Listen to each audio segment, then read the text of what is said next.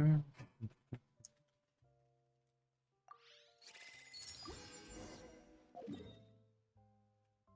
Ah.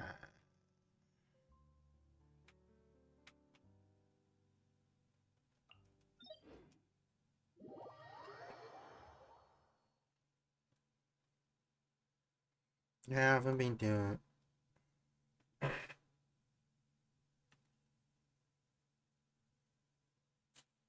I don't have room for.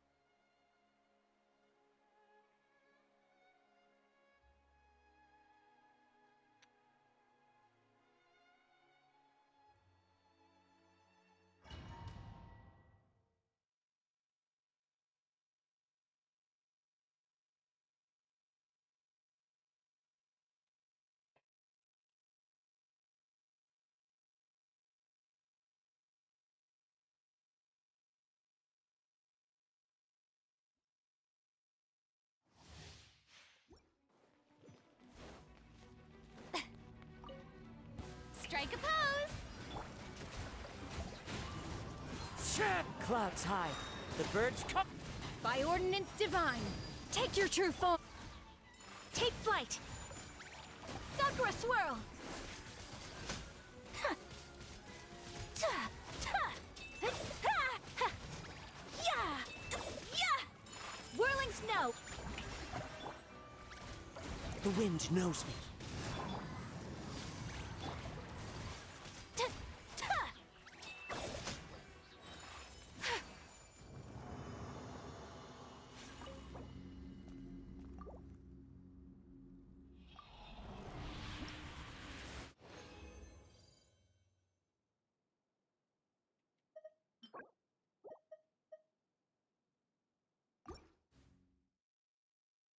I'm just gonna do it long bowling ring. I don't know if it's Into the worth me wind. fighting this. Fallen leaves. Adorn. Do your master's bidding. Transfiguration. Take flight. Embrace the ice. Ta. I might do it different, don't I? Whirling snow. My will embodied.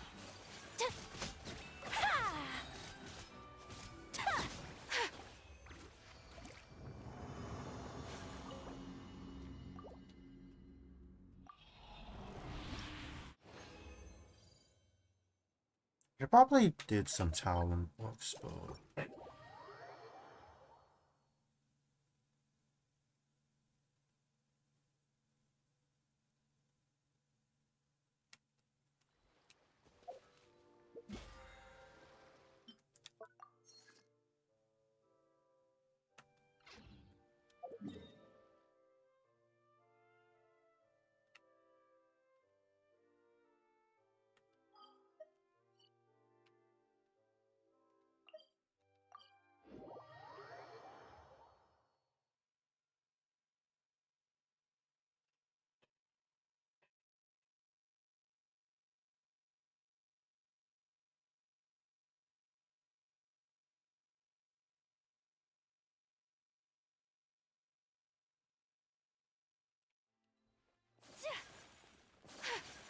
Add astro.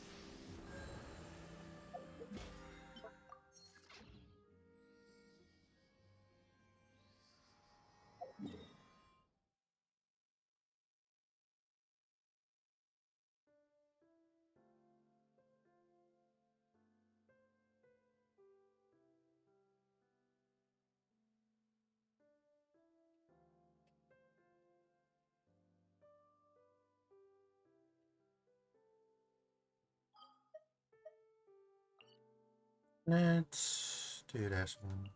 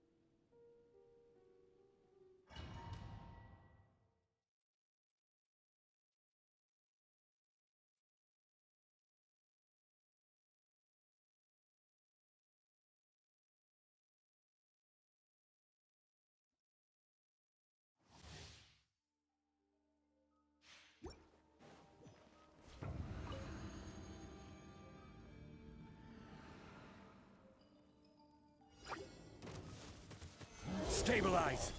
Let's light it up! Lay waste to the wicked! Ah! Yeah! Ha!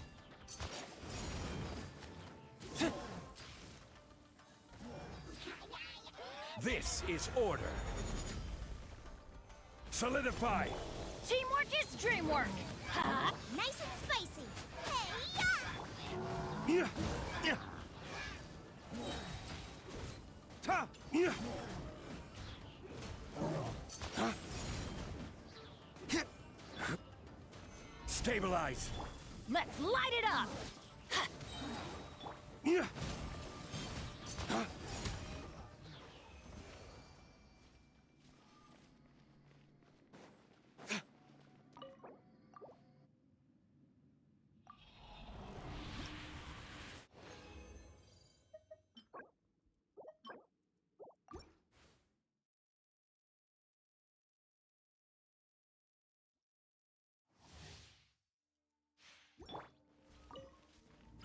Order guide you. Solidify! Everybody stand back! Huh? Out of the frying pan, into the fire! Eat this! Flames! Purge! Yeah!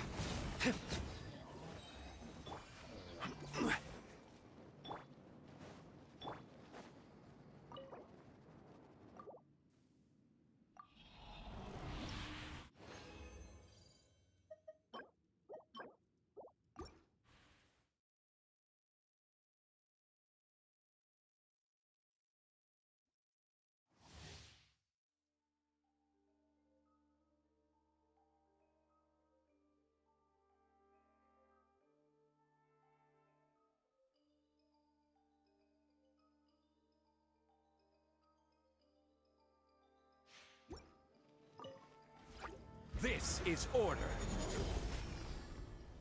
Gather! I'm going in! Huh?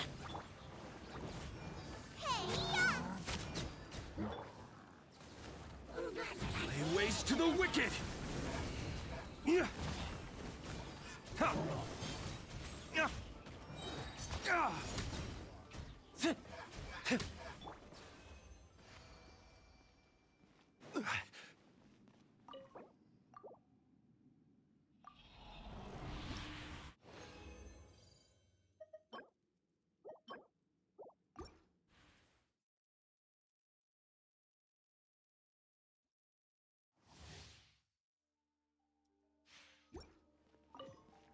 Order guide you.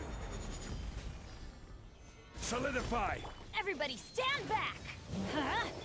Boba, get them! Eat this!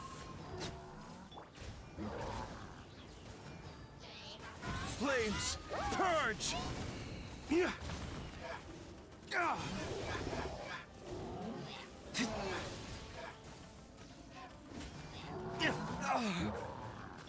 This is order.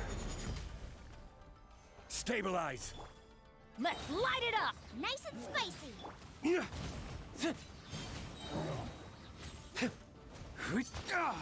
Yeah. Huh? Yeah.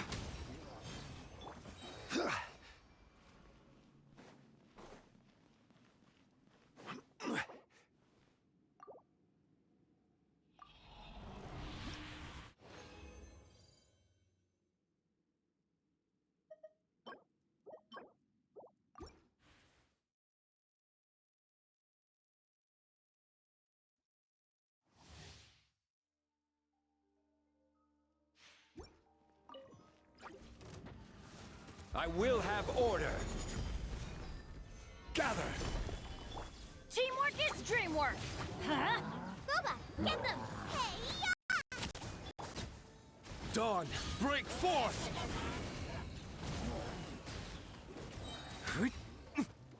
Yeah.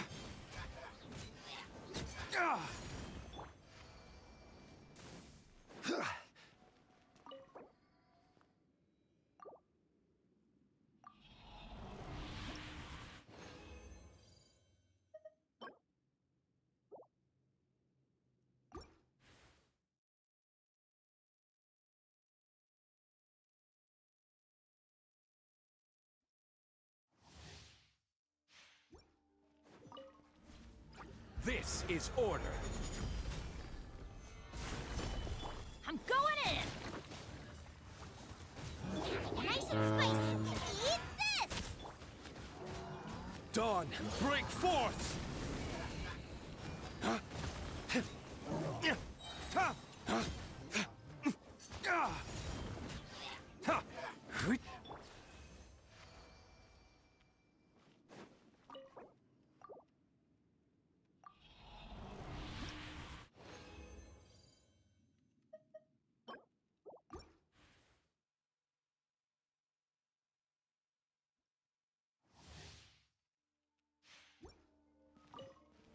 I will have order.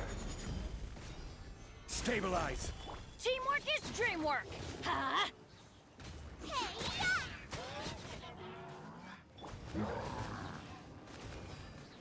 Flames, purge!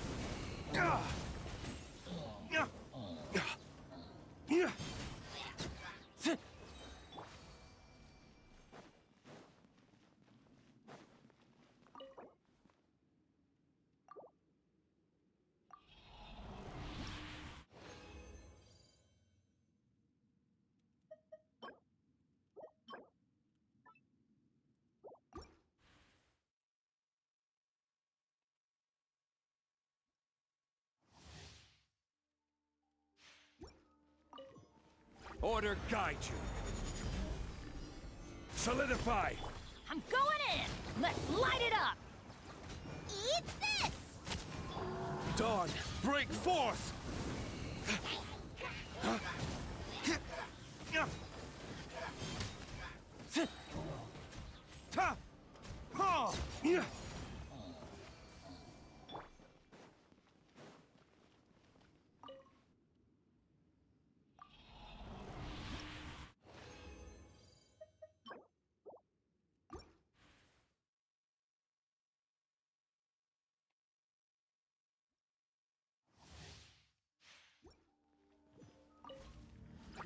This is order. Everybody stand back! Out of the frying pan, into the fire! You're... Dawn, break forth!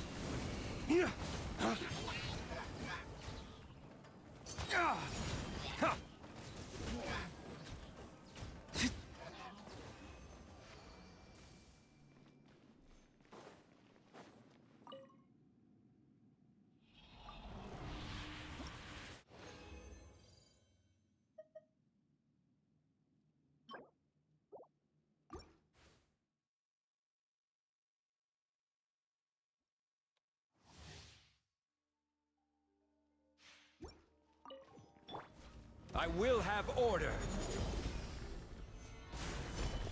I'm going in! Huh? Boba, get them! Eat this! Lay waste to the wicked! Ah! Ah!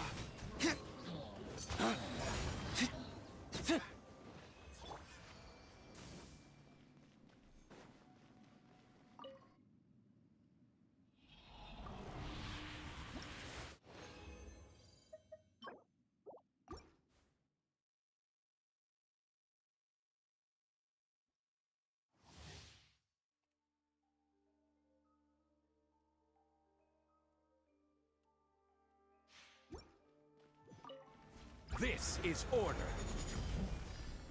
Gather! Everybody stand back! Huh? Out of the frying pan, into the fire! You're toast! Dawn, break forth! Huh? Ha! Huh?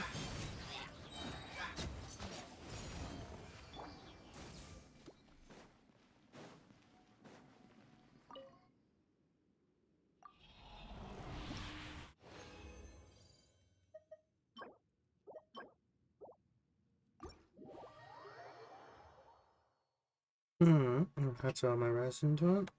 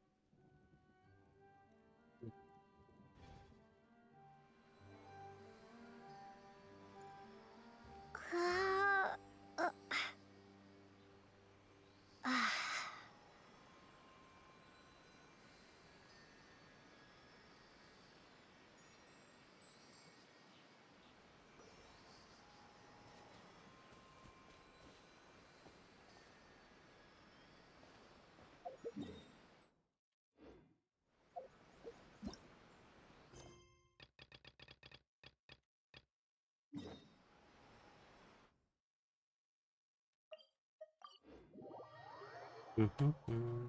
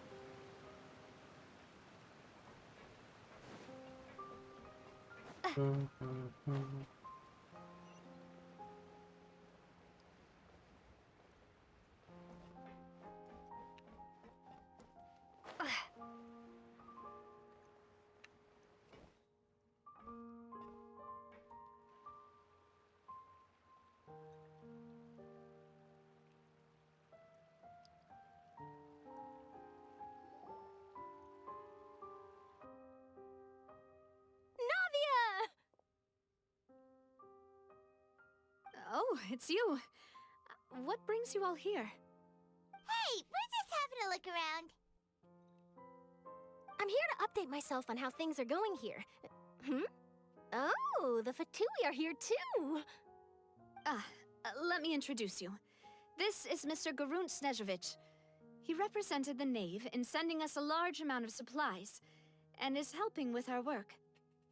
Our residents are hard at work as well. Thanks to everyone, work is progressing nicely.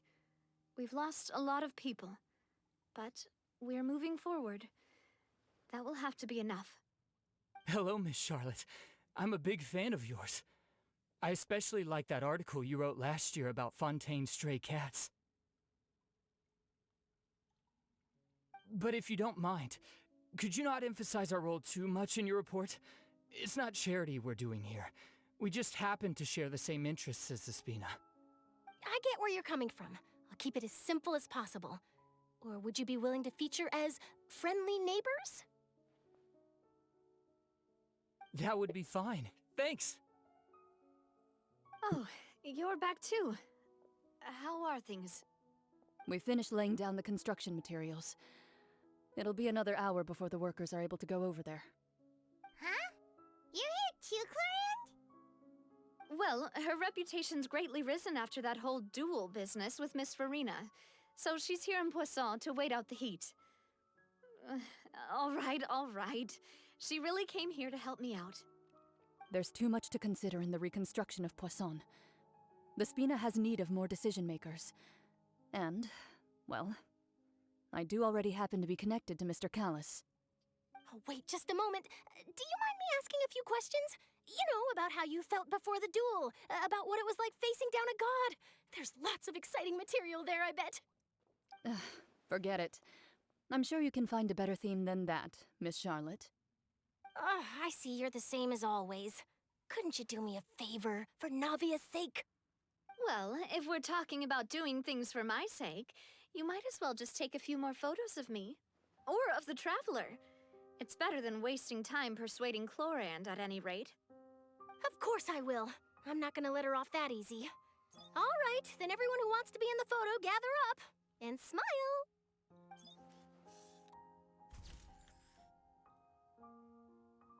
How did it go? Was it a good shot? Did Paimon look cute in it? Not bad. Your addition really helped the composition of the picture. All right, hang on a moment. Let me snap a few more shots.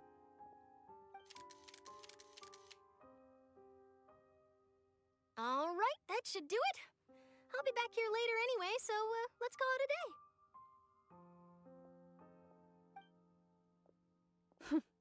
You're very quick. Speed is of the essence when it comes to the news, and freshness is the key. Also, not to brag, but I'm pretty good at building connections. Who knows? I might eventually get that interview with you after all, Miss Chlorand. Wow, you really do have that never say die spirit. I'm impressed. I'll hazard a guess that this is how you got that interview at the Fortress of Maripede. You already knew she was going. Whoa, you're well informed. Let me make a guess too. I asked Sijuin, who told Monsieur Nervillette, and he told you, right? That's a very complete information chain.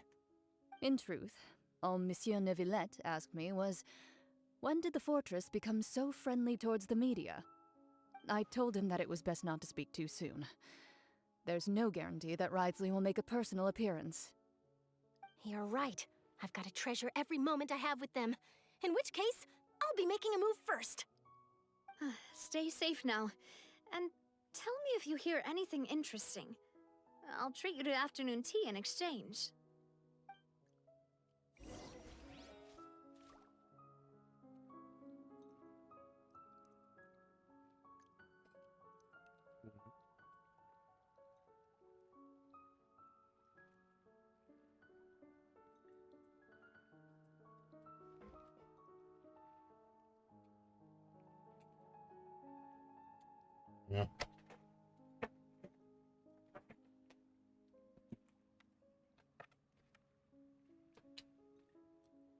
That's better. You seem curious about the fortress. Of course. That Risley. I still remember going down to the fortress to grill him for information on my father's case. Boy, did he take me for a ride. Without telling me anything, of course. But he did invite you to tea, didn't he?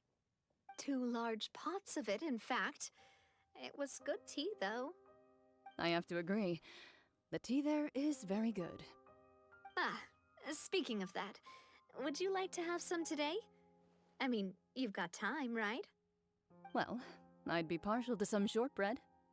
Wow, it's like we've got a menu or something. Sure. Good. What flavor of biscuits would you like, Mr. Snezhovich? Me? I'm fine with anything. But I would prefer chocolate, should you have it. All right. Leave it to me. I'll go over the newly arrived supplies with you later, Mr. Snezhovich. We should be able to finish the preparatory work today. That works great for me. Huh. Is it just me, or did you get a new lipstick? I did. It was a gift from Sijuin. Want to give it a try? I think the color would suit you, too.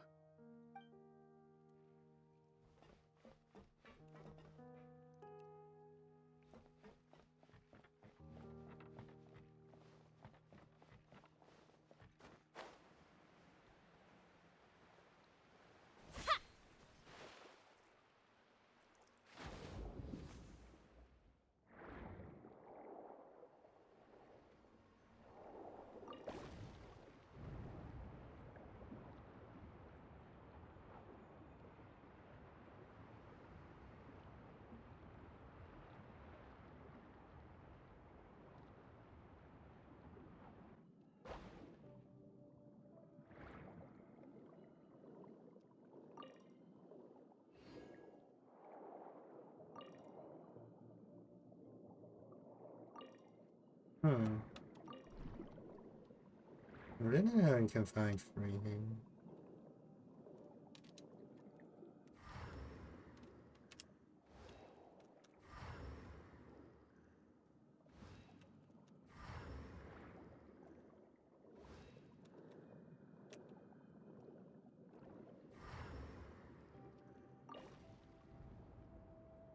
Oh, it just shows me back the other way?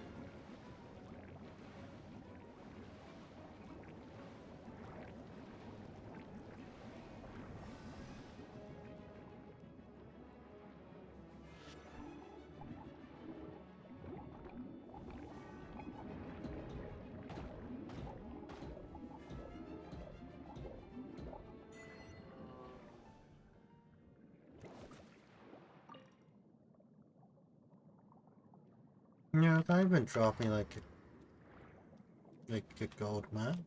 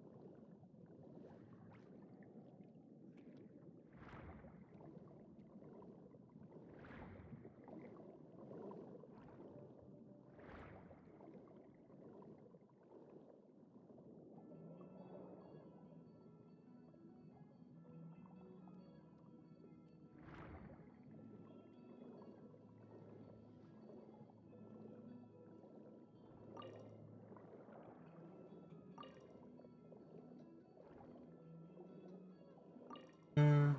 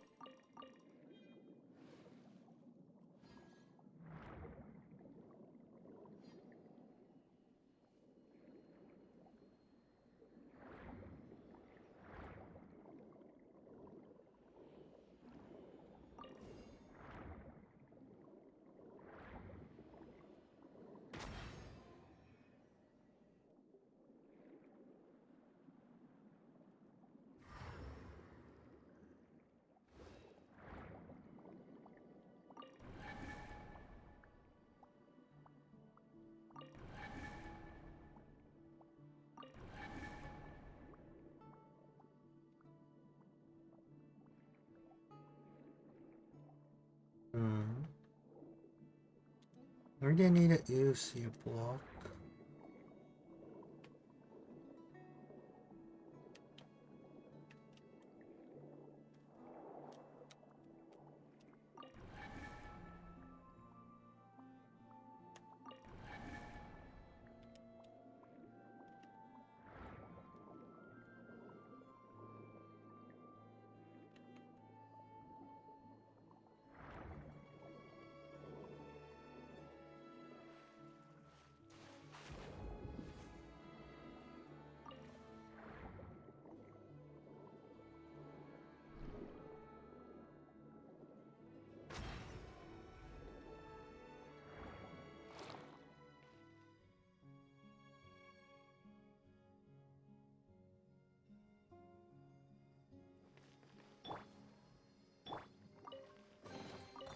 Ooh, what a pleasant surprise! Truly an extra slice of joy.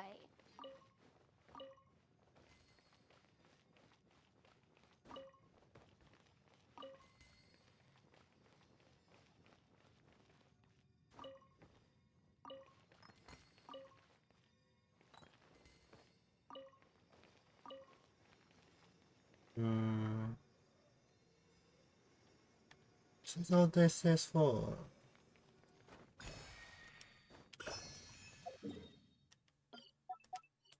Guess so.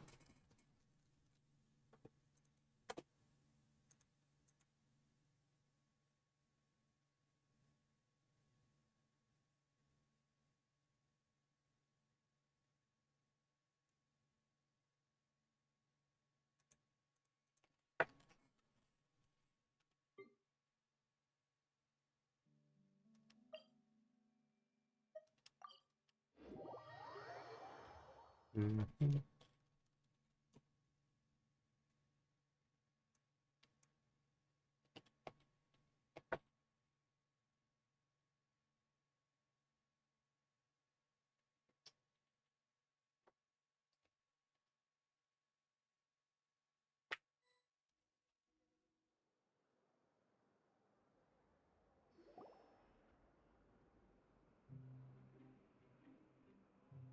Wow, guess we're here again, huh? There's a real nostalgic feeling to this place. Looks like you've been missing us. Duke! Did you come all the way to the entrance to greet us? Of course. I'm here to welcome you and our dear Miss Charlotte, whom our good head nurse recommended to me. It's an honor to finally meet the much-rumored Duke. Thank you for consenting to my visit to the fortress, sir. No need to thank me. But that said, I shouldn't be the focus of your interview. I trust you recall our agreement? Of course, of course. All right then, this way.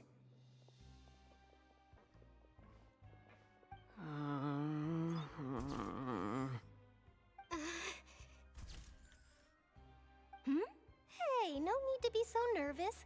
I've already taken all the photos we need. Miss Charlotte, do these pictures really need to be published on the cover of the Steambird?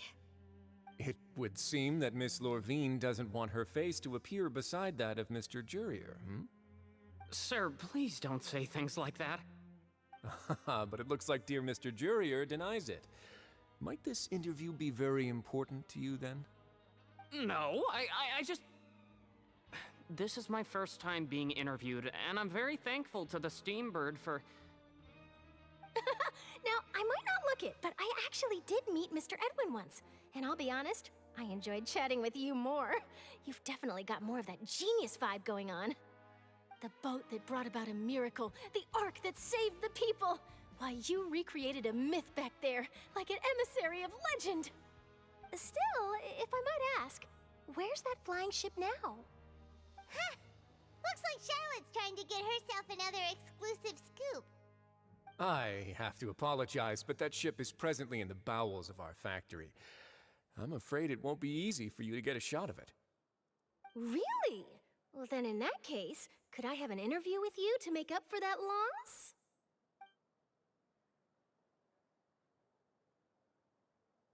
You already know my answer, I'm afraid. Best you interview our head nurse instead. Or perhaps you'd like to take another photo of this couple of researchers? Did you really have to use the word couple? Well, then, 2 solo photos will do. Is my hair messed up? Please, someone help me have a look. Things sure are getting pretty lively here. We've seen this kind of thing before. Oh, seems like everyone's here. Would any of you like to try this new drink I came up with? Ah, Sigewine. Hey, Miss Charlotte. Why don't you, take some pretty photos of our head nurse? Sure. Come on, Miss Sigewine. Over this way. Let's find a brighter spot. Huh? Sure. Do I have to smile? So, how have things been at the fortress?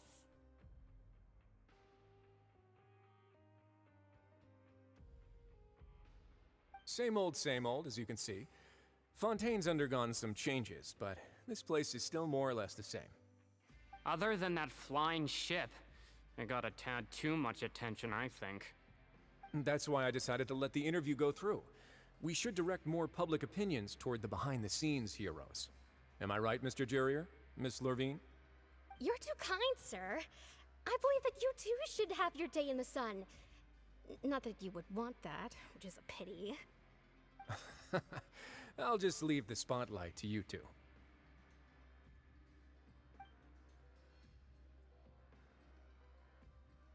I see. Lots of things happened that day, huh? Anyway, regarding that Harbinger, I'm not sure you remember, but his 3 young followers are still waiting for his return. He sure did win them over, huh? I'll tell them that there's good news and bad news. The good being that their boss seems fine, and the bad being that they must face extended sentences for abetting his escape. Oh, actually, what about you? Are things gonna change for you too? What change can there be? The fortress will keep chugging along, and so will my duties. As to what Miss Furina's departure will mean for the nation, and if our laws and governance will be transformed, we'll leave those to the folks in the overworld. Hey everyone, the photo shoot's done. Good. In that case, let's call it a day here. Thanks for your cooperation. Come on, Traveler, let's go. Till next time, everyone. There'll be a next time? Maybe. Who knows? I might write a story about the underwater factory next time. Until then. All right. Last stop, the docks.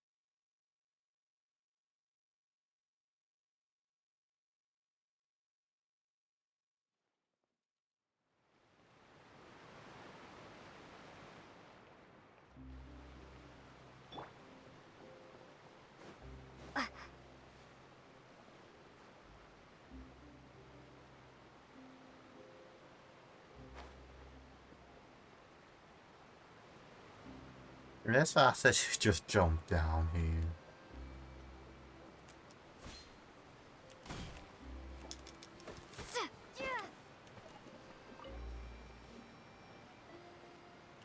I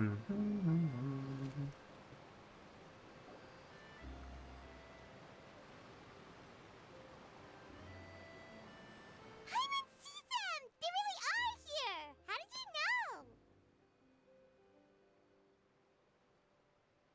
Navia mentioned that she stayed in touch with Linny and the others after working together. Apparently, they've been at the docks distributing these strange pockets the whole time since. Traveler, Paimon. Ah, and Miss Charlotte, too. Would you like a magic pocket? What sort of gadget is it? It's a wondrous bag that can be used to carry many things. The water level has returned to normal, but if you see any of your things floating around, you can use this to carry them. Or you could trick a friend into doing it for you. Trick a friend?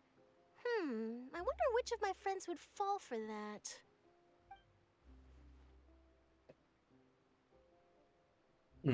You could just make a friend like Fremine here. Isn't that right, Fremine? Is this what you meant by, I'll help you make some more friends? To be honest, that sounds pretty sweet.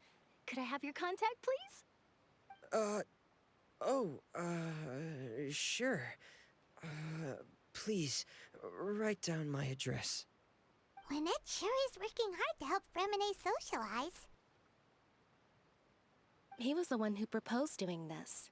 He even wants to assist in our magic shows. Chả xảy ra gì. Yes, I was planning to first introduce Pear as an assistant, and later Fremine himself. in the future, I think we can leave underwater escape magic to him too. That said, would anyone want to see a diver escape underwater? Oh, it'll work out. Every journey begins with the first step. He'll become a part of our show eventually. Lynette, could you come over? Miss Charlotte says she wants to take a picture of us. Got it. My, that Charlotte is rather perceptive. She got rid of everyone the moment she realized I had something to say to you. So, how have things been, Traveler? I'm doing alright.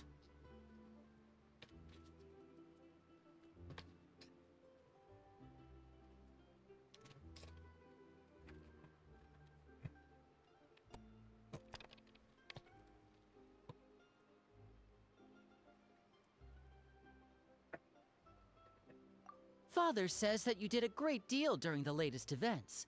She's very grateful for your contributions to Fontaine. That's alright. We were more than happy to help.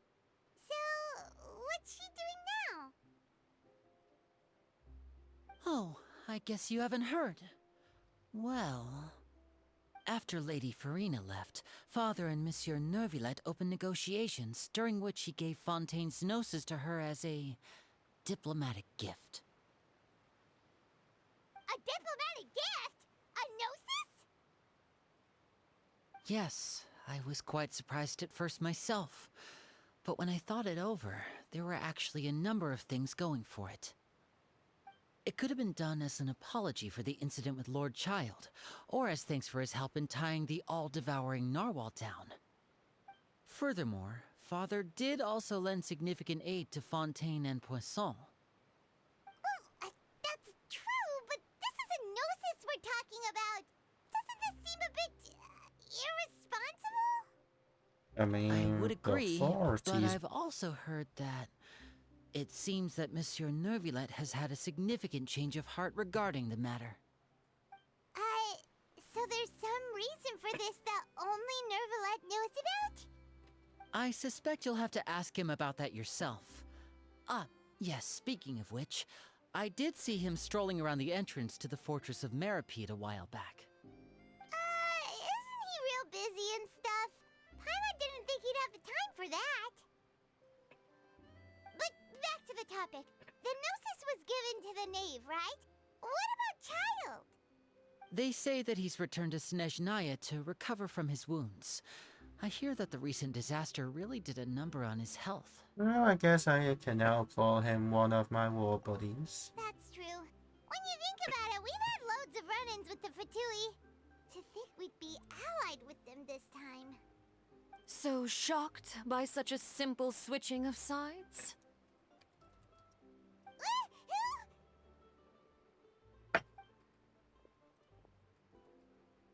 Father! Well, what do you know? Come to the docks to see how my children are doing and meet the Traveler by chance. Please do not pay my accomplishments in Fontaine too much mind. I would have done them regardless. Are you going to take the gnosis back to Snezhnaya? That is our duty as harbingers, yes. Don't be too preoccupied with sides. The goal of the Fatui concerns not a single place or person, but the entire world. With such a grand goal in mind, it is inevitable that we must wear many masks. Switching my masks is something I've always done. Will you keep your position? Will you keep your position? Well, that depends on many things. No one truly knows what the future holds. What good is honesty if you can't rely on it forever? As for you, I very much look forward to our next collaboration. Good things cannot be achieved alone, and you've proved yourselves to be great partners.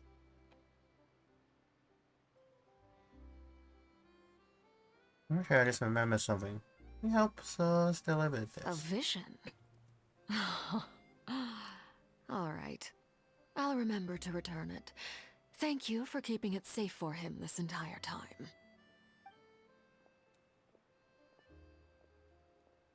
that's a wrap for me. Huh? You're... Greetings, Miss Journalist. Hello. If I'm not mistaken, there are diplomatic channels I'll need to report to take a photo of you. That is correct. So forgive me, but I will not be able to serve as a subject in your article. However, feel free to write as much as you'd like about our dear magicians and our upcoming rookie talent. I will. The sea breeze is quite pleasant. I shall continue my walk while the weather remains so agreeable. Farewell. Farewell, Father. Oh, she has such an intimidating presence. I didn't even dare to take a picture. Thankfully, I've already wrapped up all my pre-scheduled interviews. Thank you all. This'll be more than enough for me to write about, I'm sure. Don't be too nervous. Why don't you take a magic pocket before you go? Here, Traveler, Paimon, you take one too. To move things about? That's right. Funny. I was giving out magic pockets when we first met too. And what do you know? I'm doing the exact same thing right now. So many things have happened, but the pockets are still the pockets. I guess this must be life. We will all follow our own paths, and serendipity will lead you to your fated friends. All right then. We'll be handing out pockets in some other districts later, so we'll get going now. Have a good day, you two.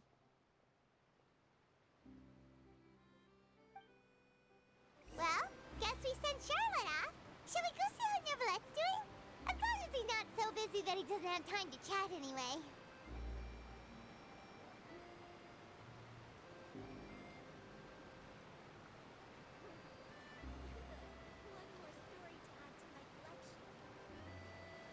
Wait to give her my gift.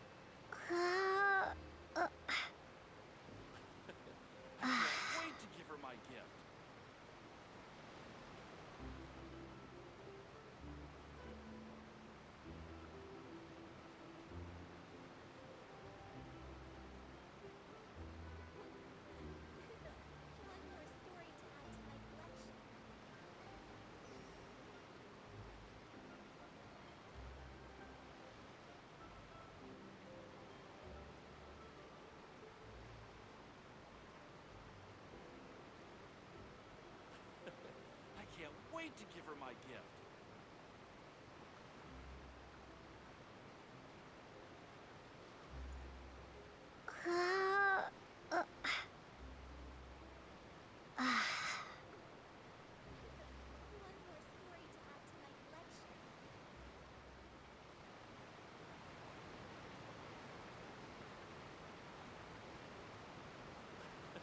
I can't wait to give her my gift.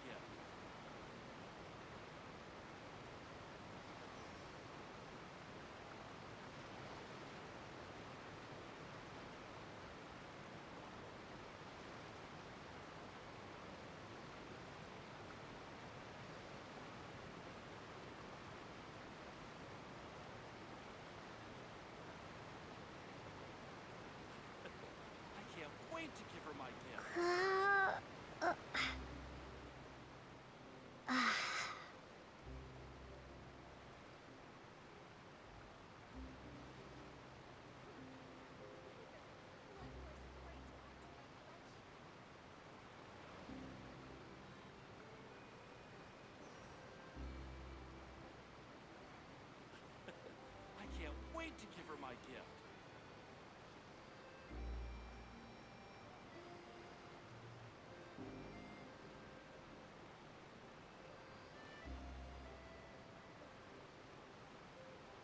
One more story to add to my collection. I can't wait to give her my gift.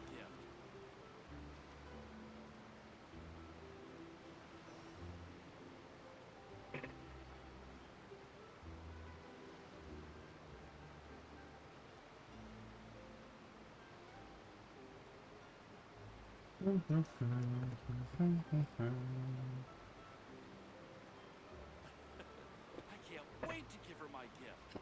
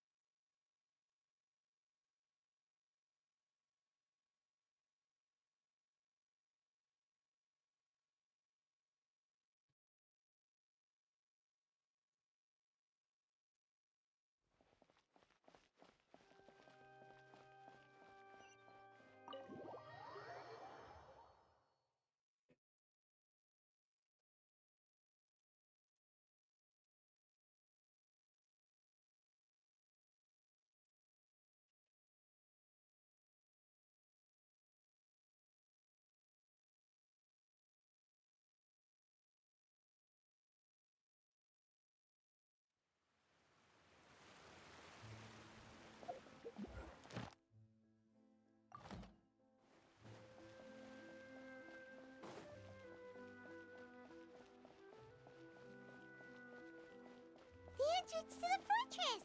Ooh, he really is there!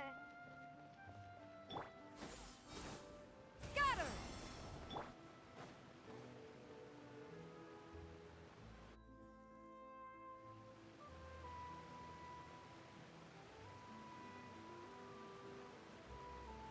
So, you really are here, Neuvillette! Paimon didn't think you were going to have free time this hour of the day. Really? Oh, I suppose you must have met Mr. Linney. He took the time to greet me earlier when he passed this way. In any case, you came at a good time. I was just considering reaching out to you to set up a meeting, so I may explain some things that I haven't had the time to before. Aw, Paimon's glad that you remembered. Thank you for keeping us on your mind, what with you being busy and all. Alright, let's have it then. How was Fontaine actually saved?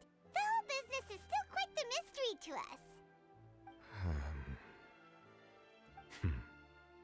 It is strange how words can often leave a bitter taste in the mouth when it finally comes time to say them out loud.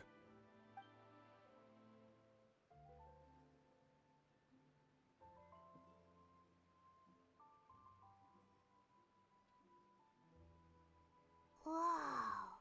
So that's what happened? I only saw Furina's part myself. Focalor destroyed the divine throne of the Hydro Archon and restored your power to you, transforming you into a fully fledged elemental dragon sovereign. But Paimon still doesn't quite get what you did to save the Fontainians from dissolving. For me, the authority of the ancient dragons refers to absolute control over the hydro element. Fontainians were incomplete humans born of Egeria's use of the power of the primordial sea, with constitutions similar to that of mimics. But so long as those primordial energies remain within them, I could use the ancient dragon's authority to grant them true blood, after the fashion in which life was first brought into being on this planet. In other words, when I gave my verdict, Fontainians became true humans, and thus would naturally no longer be dissolved by water from the primordial sea. Focalor must have counted on you to make that decision as well. Your verdict was the key to making the prophecy appear to have come true while saving everyone. You could say that it was at that moment that Fontainians were finally truly born. Yeah, and in a manner of speaking, Focalor finally managed to fulfill the original Hydro Archon's wish to turn Oceanids into real people too! It seems from your expressions that you still have more things you wish to ask. Ask away. I will tell you the truth as I know it. About the initial theory that was passed on channel. I have investigated his case along many avenues, and I have learned that he once fell into an unknown chasm when he was young. There, by chance, he awakened the all-devouring narwhal. But whether it be by sentiment or reason, that should not have been enough to consider him the root cause of the disaster. At most, he would have had tangential liability. As for the judgment passed by the oratrice during the trial, whether it was due to that liability by association, or Focalor deliberately using him to buy time for us on the assumption that he would be able to hold the creature off, I cannot say. Guess Focalor had Fontainians in mind the whole time. In the end, it was thanks to her that they finally became real humans. Hang on a second. Paimon suddenly got another question. Back when Fontainians hadn't yet become real humans, were the children they had also transformed Oceanids? Life has always flowed like water. Do you recall how Fontainians would often come to the Fountain of Lucine to pray for children? Yeah, Lynette said the fountain is where all the waters in Fontaine converge. In truth, even those couples did not know that such prayers were no mere custom, but instead a form of ritual. Those Oceanids who were blessed within the spring water would later descend as new humans in the coming months. Paimon sorta gets it now. Either way, seems like this ritual won't be of any further use, but it'll probably live on as a local custom. Ask away. I will tell you the truth as I know it. Alright.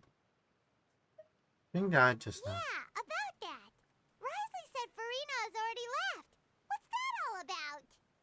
Ah, Lady Furina. The people are only aware that her death sentence has not been carried out. She abdicated the post of Hydro Archon and left affairs related to that title to me, before leaving the Opera House. I related Focalor's words to her faithfully and completely. After hearing them, she seemed neither saddened nor comforted. She simply said that she was tired and needed to rest. Having said that, she then packed her things and moved out of the Opera House, not unlike how an ordinary person might. But she's still got a place to stay, right? You need not worry. I will make arrangements to ensure that she will not want for food, clothing, board, or travel. In truth, I am somewhat happy for her. The wear and tear on her spirit will, of course, take time to heal. But now that she no longer has to play the role of Focalor the Hydro Archon, she can finally lay down her burdens and lead a normal life. What about you then? What are your plans now that you've regained your full powers as the Hydro Dragon? After Focalor passed on, the Oratrice also ceased to function. This matter will directly affect our trials. After much careful consideration, I've decided to take over its role in our courts. From now on, I shall hear cases and pass verdicts by myself.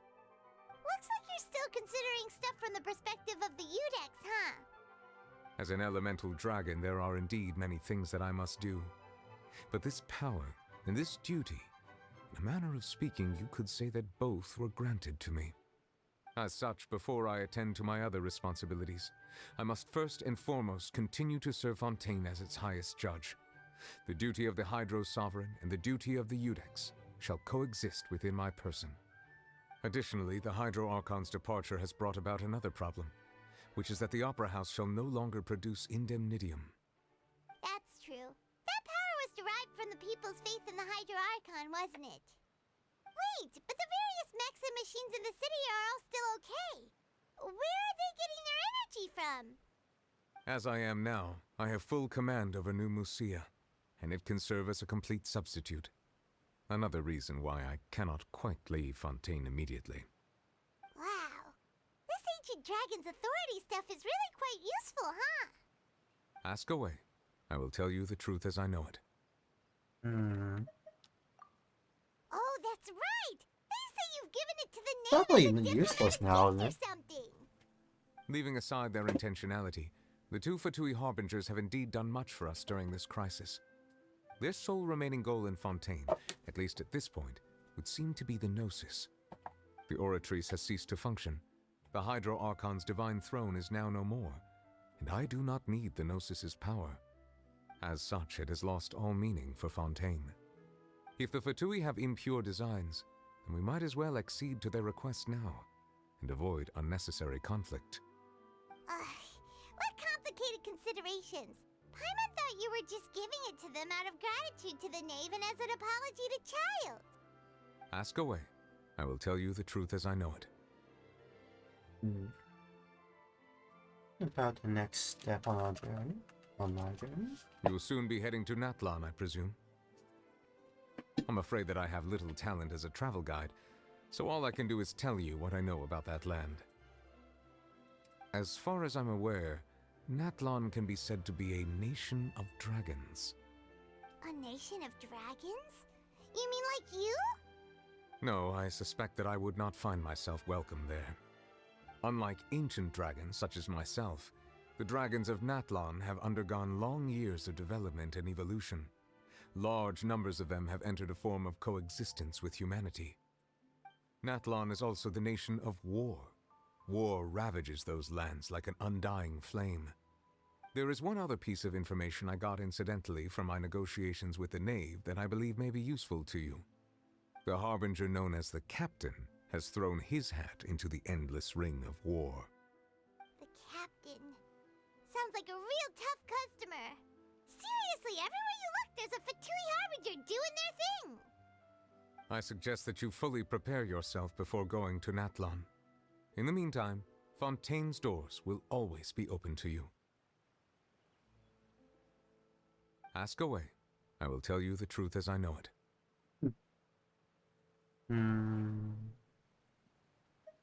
have no more questions. Hang on a sec. Paimon's still got a question about the Gnosis. When we spoke to Lenny earlier, he mentioned that your attitude towards giving away the Gnosis had clearly changed. We guessed that there might be some reason for it that only you were aware of. No wonder the House of the Hearth is the Fatui's intelligence division. They are certainly sharp.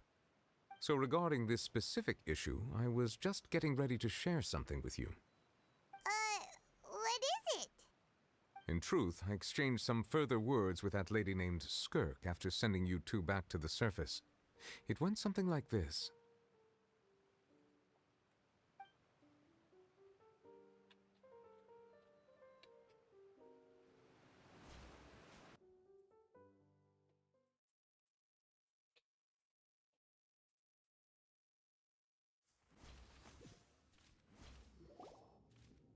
Well, we're going to head topside to see what's going on. You hurry over soon as well, all right, Nervalet?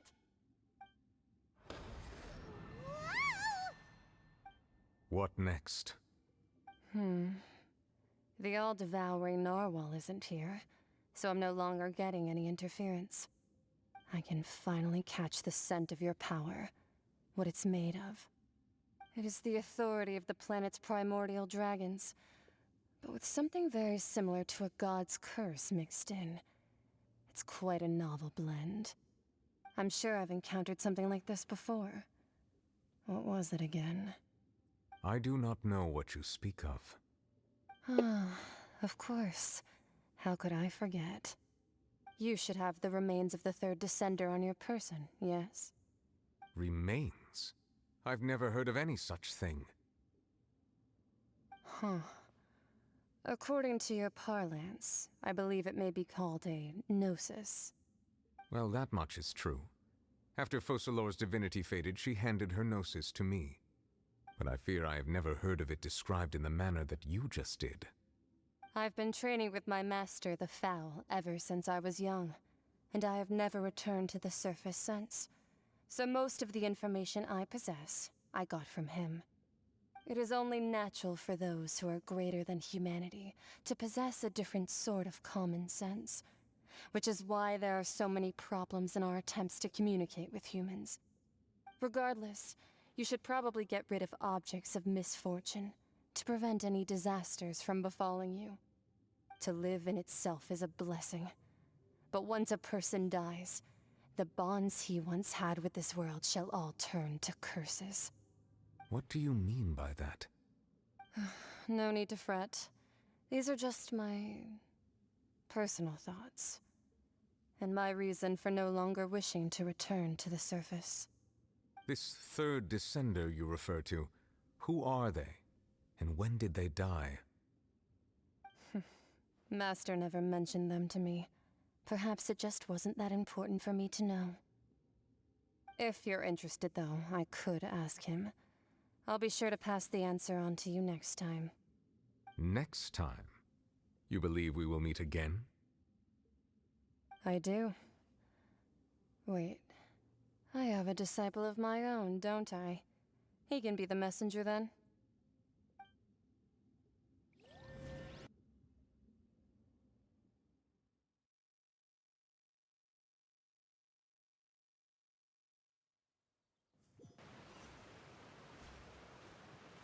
That's what she told me.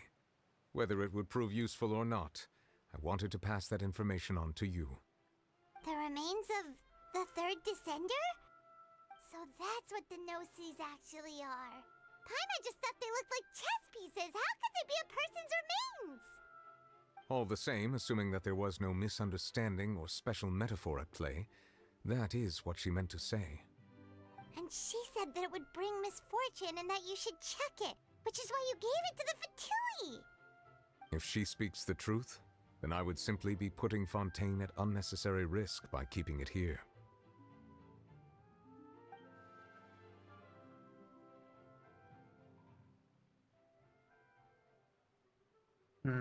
Yes, they say he mentions one of them.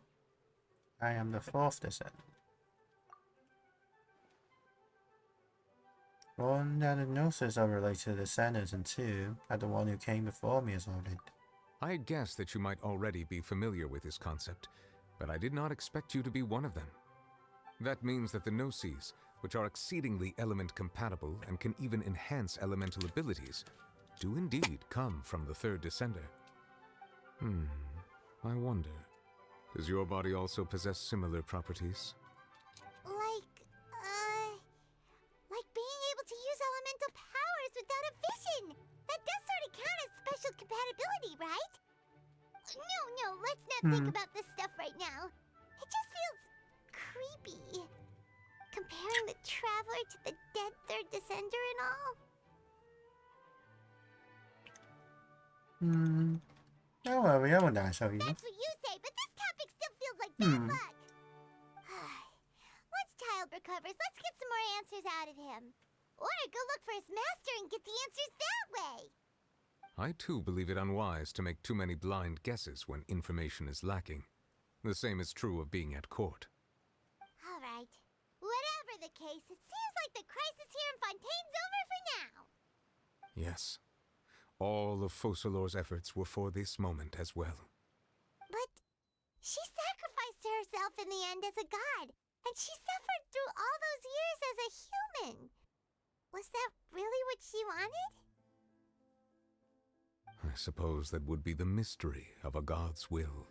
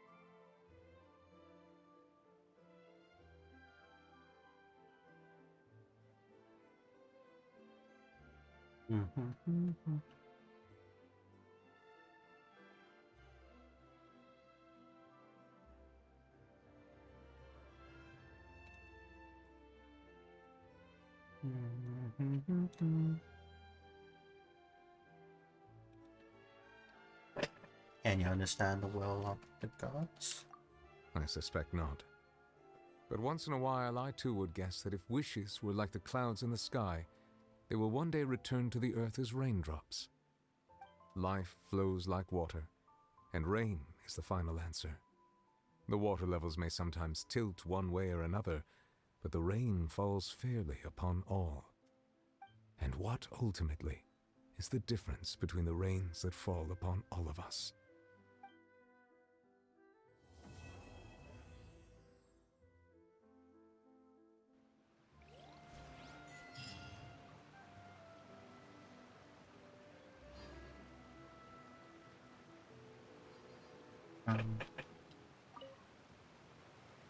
It seems from your expressions that you still have more. Ask away.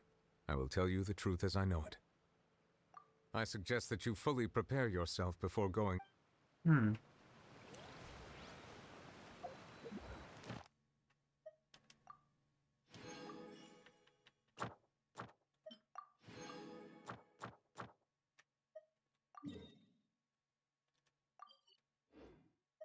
Ah.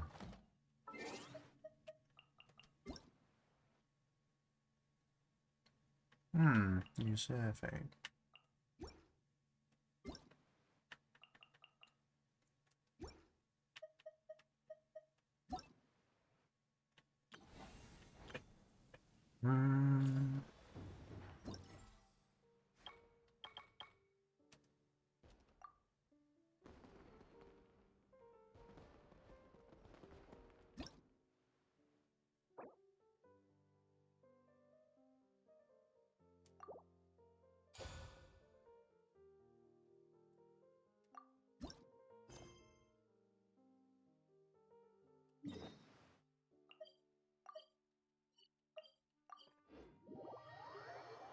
Let's.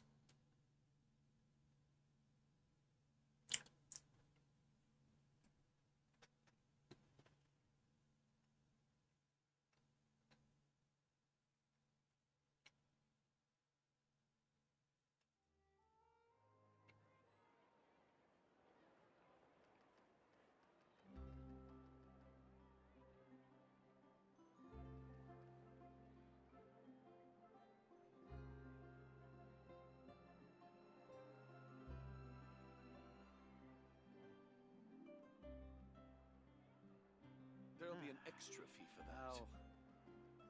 I'll think about it.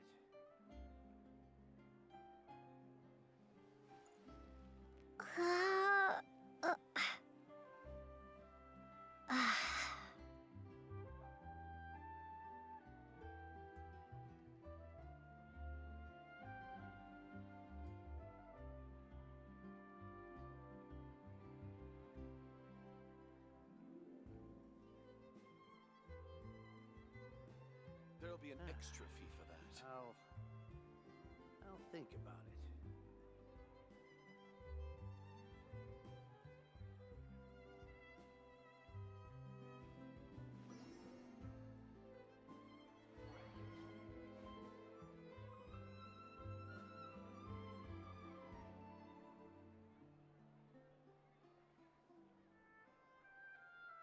There'll be an extra fee for that.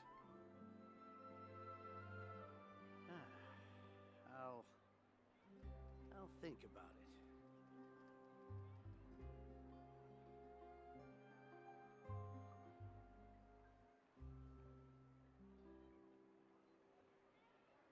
There'll be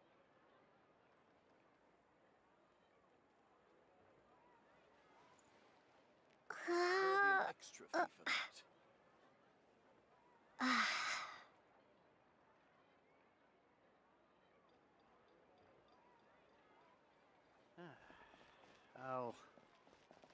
I'll think about it. Hey, Catherine, it's us. Got any new commissions? Specifically one with a huge more attack, perhaps?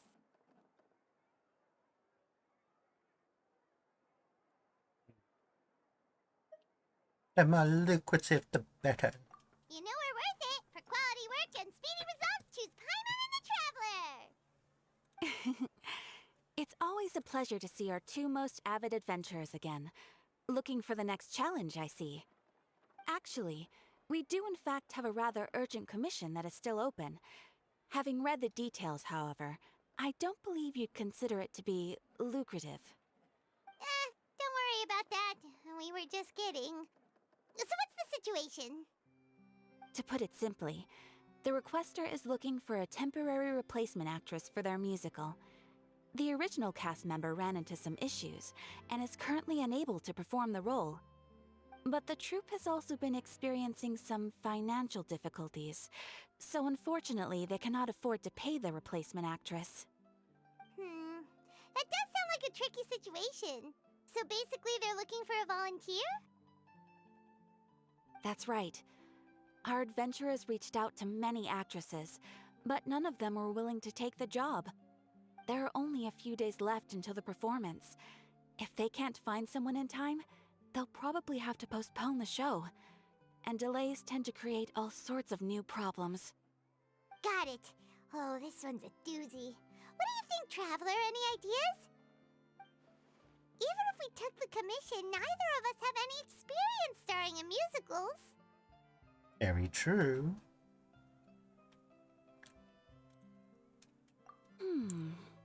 If you're interested in helping, why not start by having a chat with the requester?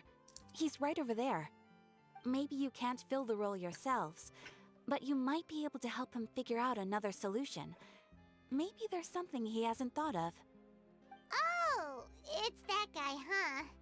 No wonder, he looks like he just ate a sour lemon.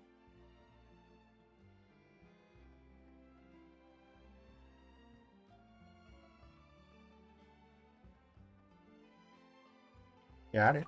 Paimon approves, let's go!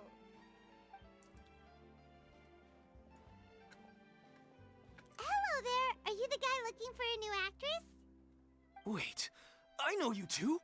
Are you really willing to act in my musical? Yeah. Wow, sounds like we're pretty famous in Fontaine already. But to answer your question, neither of us have any experience in musicals. But we heard that you're in a bit of a bind, so we figured we could at least try to help you think of a solution. Ah, I see. It's okay. I knew that asking for a volunteer was a long shot. If we can't find someone to step in, we'll have no choice but to cancel the show. It would be such a shame. Can't you cover the budget for a new actress for ticket fees? That's the thing. We're not some high-profile theater troupe, just a group of amateur enthusiasts. All our sets and props are very crude. We're grateful enough just to get an audience, never mind ticket fees. If we had a way to make this profitable, things might have turned out differently. But now, it looks inevitable that we'll disband. Disband? You're splitting up the troupe? Oh, I guess the lady at the Adventurers Guild didn't tell you? Yeah, this is supposed to be our final show together as a troupe. One last show. And after that, we go our separate ways. So we were really hoping to end on a high note. Nobody wants things to just fizzle out. Not after all the time and effort we've invested into it. Catherine mentioned that one of the actresses died. Yeah, the leading lady, in fact. She's been dealing with a chronic illness ever since childhood, and unfortunately, it flared up again recently. It really drains all her energy, so she's in no state to perform. The show just won't be the same without her. But for everyone else's sake, I still hope we can find a way to hold the performance on schedule. Got it. We have a clearer picture now. Let's see if we can come up with any ideas. What if we sponsored the show? Traveler, how much more are you carrying? Please, there's no need to go that far. I wouldn't feel right asking such a huge favor, and I can't promise that we'd ever be able to pay you back. Laura isn't the biggest problem. How do you find someone who's a good fit for the role? Good point. If the actress just goes through the motions for the Mora, that's not exactly rescuing the show. We should find someone who will put on the best performance possible. Oh, wait! What about... you know who? Great minds think alike. I was just thinking that. That's how you know we're the best of partners. Anyway, she should have all the free time in the world right now. She's really good at performing, and she was once super popular with the crowd. Performing in a musical should be a piece of cake for her. Who are you thinking of? Sounds like someone famous. Furina. Her? You're... That was a joke, right? Nope. Paimon doesn't actually know if she's performed on stage before, but Paimon's pretty confident that she'd be really good at it. You're not wrong there. She has actually performed in a number of big-name shows before. They were one of the reasons she was so popular. But even if she's no longer the Hydro Archon, it's not like she's suddenly a commoner. She's still an idol to many people in Fontaine, including myself. I just think Lady Furina might feel a bit out of place in an amateur troupe like ours. You want the show to go ahead, don't you? I prepared to do whatever it takes. Well, yes, but... Fair enough. I mean, if she was actually willing to, then of course I'd be honored to have Lady Furina star in our show. I'm sure the rest of the troupe would be delighted too. I'm sure everyone in our troupe has probably dreamt of performing on stage with her one day. Of course, it all depends on whether she's interested. She might consider this opportunity beneath her. No point in stressing about that. We'll only know if we ask her. And besides, things are different now. There's no reason for her to be all high and mighty anymore. Let's go. It'd be good to check in on her anyway. Thank you for your help. I guess I'll just stay here and wait for the good news. Good luck. Wait, where does Furina actually live nowadays? She used to live in luxury at the Palais Mermonia, but she's, moved out, right? As it happens, I have her current address here. I can provide it to you. Woo! When did you get here? I came over when things were starting to sound more promising. I thought I should be at the ready in case my assistance is needed. It is my duty to support commissioners in any way I can. Thank you, ma'am. Thank you so much. Well, now that we've got the address, we'll go find Furina. Back in a jiffy.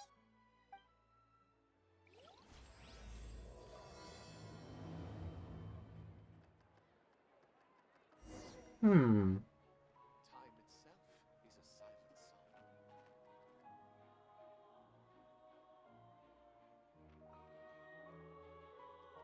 There'll be an extra fee for that. Exactly! But none of them believed me!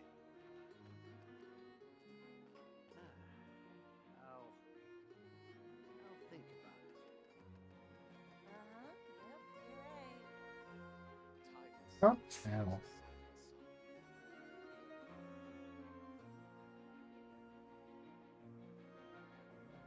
There'll be an extra fee for that.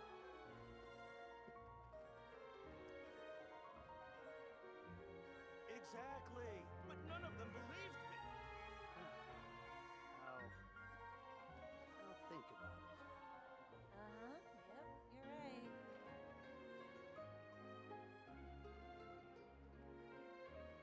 Time itself is a science. There'll be an extra fee for that. Exactly, but none of them believed me.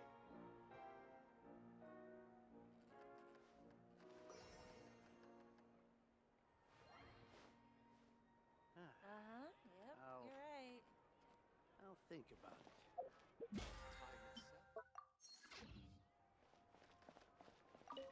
I can't believe they're seriously asking Lady Furina.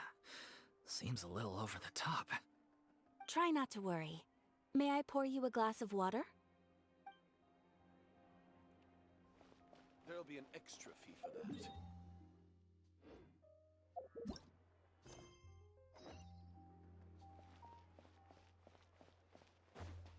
Exactly.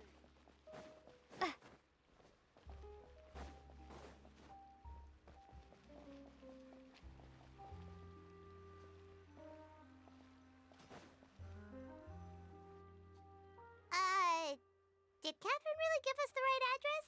She lives here?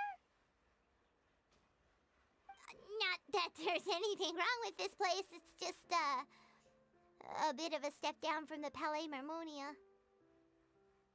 You know, it's common courtesy to make sure the homeowner isn't an earshot when you're denigrating their abode.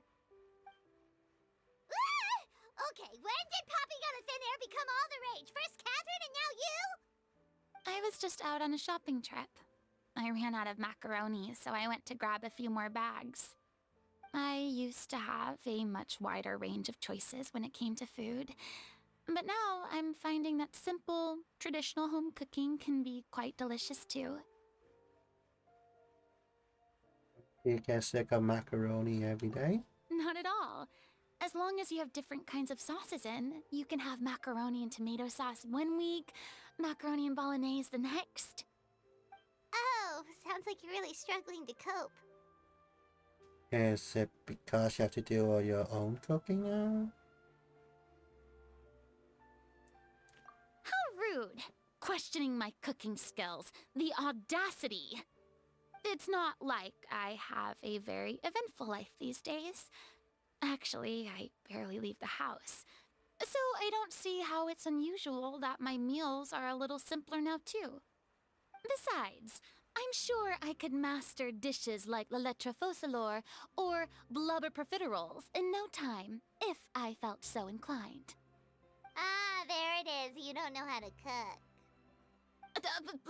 Not yet, maybe, but... Anyway, what are you even doing here? I do hope you didn't come here just to ogle at my fall from grace. Let me first be clear that I'm not taking guests at this time. So if you're just here to clown around, then please be on your way. Shoo! Sorry! We're sorry! Please don't be mad!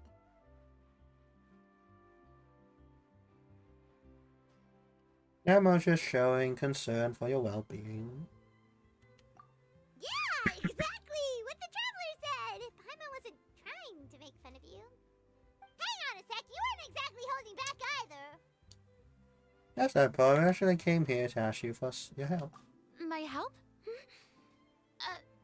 Well, maybe you're forgetting that I'm no longer the mighty Hydro Archon. I don't even have a vision, you know. Don't worry, it's nothing that serious. It's just very specific, and you're the one with the power to help.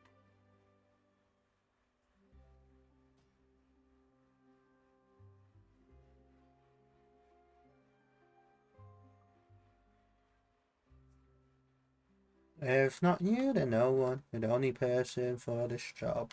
Oh? Well, if that's the case, then fine. I'll spare you the lecture about your attitude just now. So tell me, what specifically makes this matter so specific? Ah, I see. I knew you couldn't have come all this way just to amuse yourselves at my expense. After all, I was once the brightest star in all of Fontaine, well versed in all the various performing arts. A mere musical is well within my capabilities. But given the present circumstances, I'm afraid I must regretfully decline your casting request. How come? It sounds like this would be a breeze for you. True, but I have made a decision to retire from the stage. Although I am no longer required to play the role of the Hydro Archon, the time I spent inhabiting that character has left an indelible mark on me. Centuries of pretending to be a different person changes you completely. I'm not the same person I once was. Of course, that can't be undone now. It's too late, and I have no intention of reinventing myself all over again. But at least I can say that I no longer desire to play any new roles. And that's how you really feel. Paimon can understand, but this is just a one-off part to fill in for someone who's sick. Surely that's okay.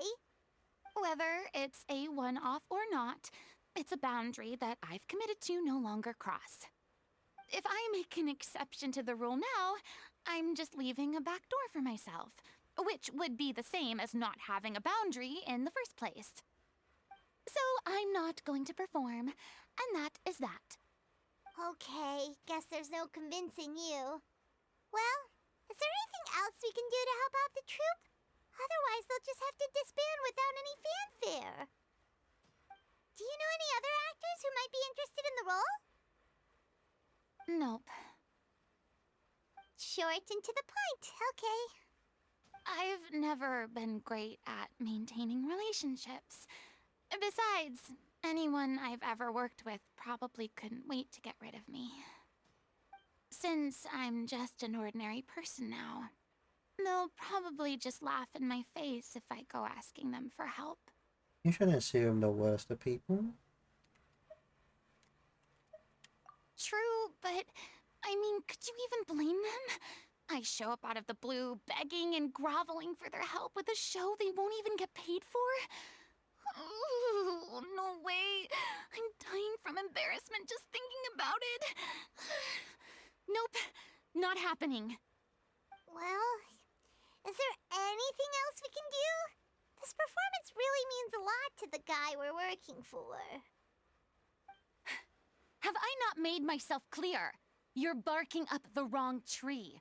I don't want this job, nor do I know of anyone else who would. Sorry. I didn't mean for that to sound so harsh. I wish I could help, really. But if I thought I had the answer to this problem, I would have said so by now. It's all right, Furina. Paimon just wanted to make sure we tried everything. Oh, everyone in the troupe will be so disappointed.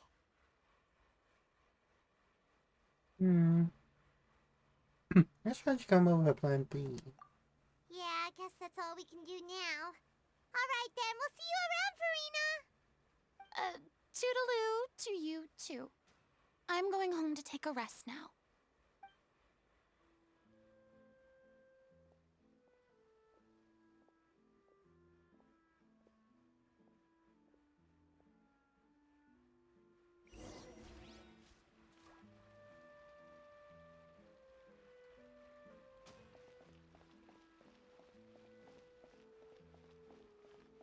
It's too bad, but we have to respect Furina's decision.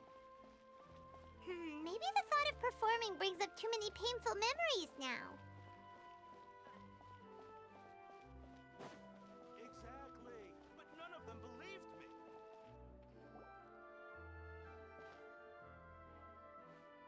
Huh? What's What's going on? Are they arguing?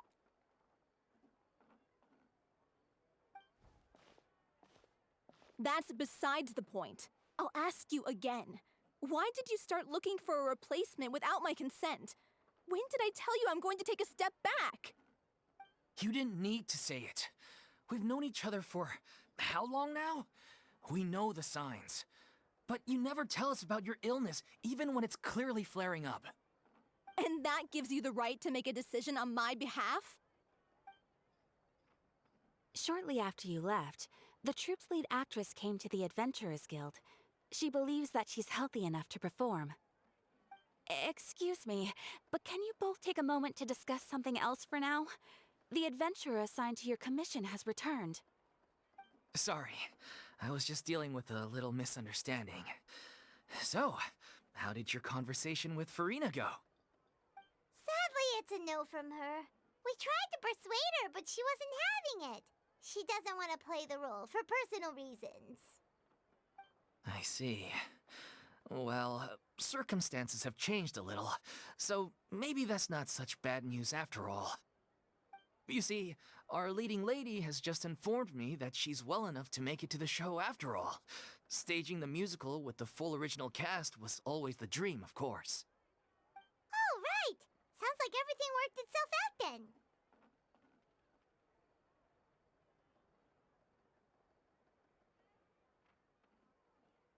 Imagine if we had managed to convince Furina to join. Only to find out she's no longer needed. Yeah, she'd be livid. We'd get the scolding of a lifetime. Jeez, is Lady Furina really so harsh with people? Only joking, calm down.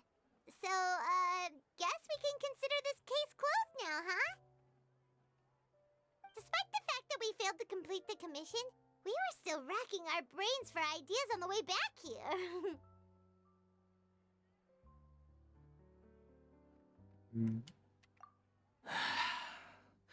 Look, there's no point arguing with you about this anymore.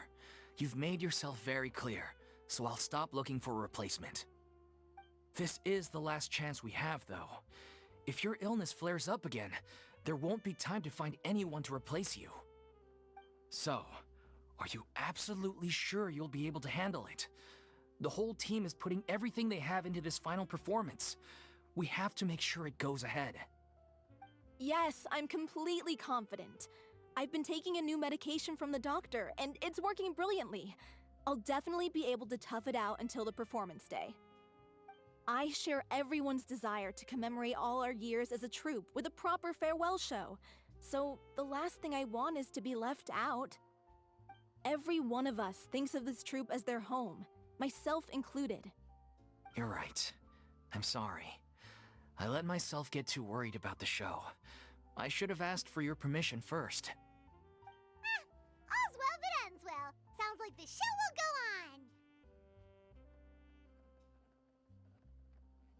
on. Wait here a second. Sure.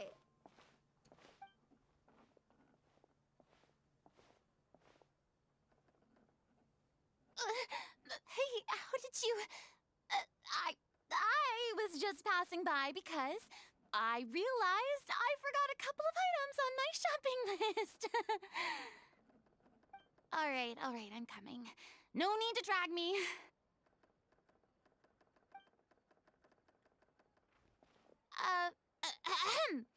Hello, one and all.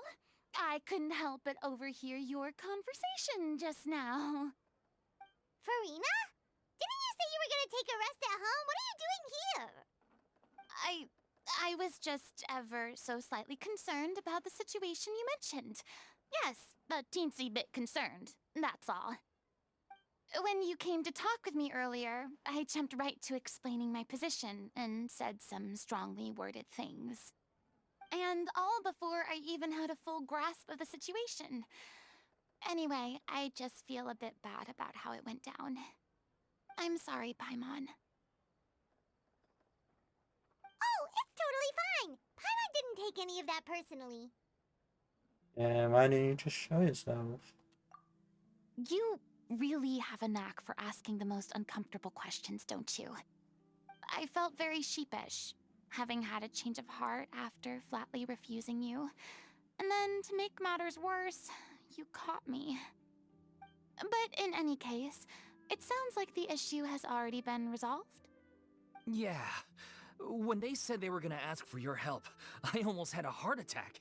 I mean, how could we be worthy of having Lady Furina star in our show?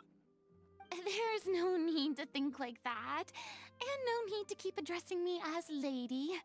Just Furina is fine. I was wondering, if this troupe is so important to all of you, why does it have to disband? If the difficulties are purely financial, then there must be a solution.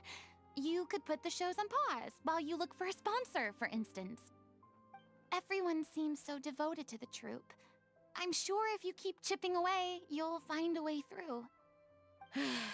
We all want to believe that, but some things are just beyond our control.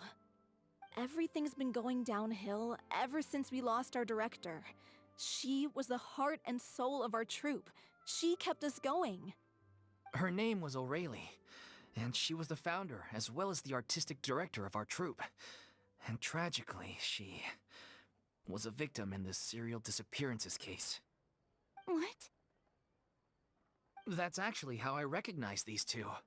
It was all thanks to their efforts that the true culprit was brought to justice. But still, no sentence can bring our director back to us. She was a loyal fan of your performances, Miss Furina. They were what first inspired her to get into musical theater. She rallied many people around her who were destitute or had lost their sense of purpose in life, and convinced them to join her troupe. She wrote her own scripts, acted on stage, and mentored each and every one of us.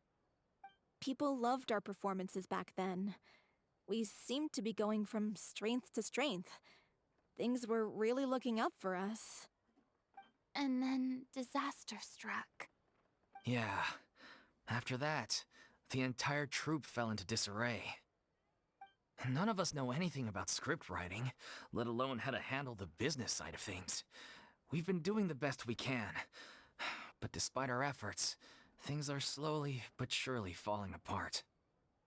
It's agonizing, but ultimately, we'd rather end things now on our own terms than stick it out to the bitter end and watch all our dreams turn to dust. Oh. That's so sad. What a terrible waste. A gifted artist from humble beginnings, who achieved so much and no doubt had much more to give. And then her life was so cruelly taken. I suppose it's fair to say then that this final show, besides being your farewell to the stage, is also your final gift for her? Yes, exactly. We all miss her terribly. Well, good thing I followed the Traveler here. After hearing this tragic tale, I can no longer stand by and do nothing. Furina. I know what you're thinking, but I by no means plan to cross the boundary I've set for myself.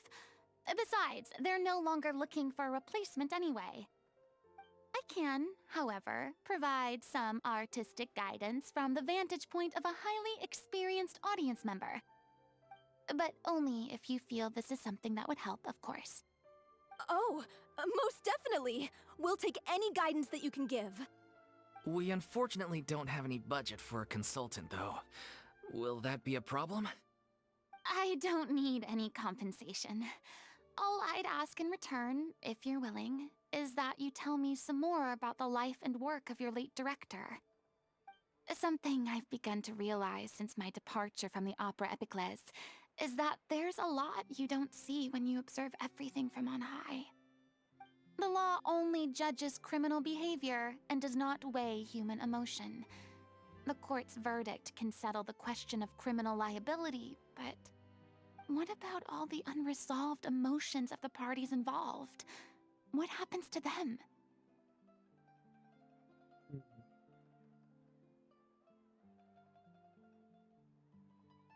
I've heard it can bring emotional catharsis.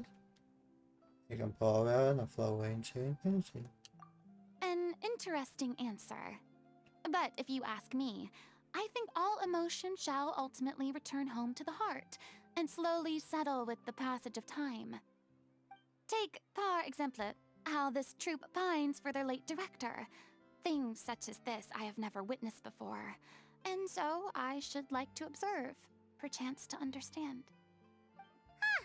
Still a fan of your old dramatic monologues then, huh? You just want to get back in on the action, don't you? No. This is a completely different situation. Pearls before swine. Ah! The name's not Swine, it's Paimon! Would you be willing to join me?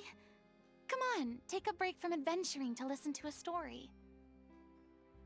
Since it's you, I'll do it.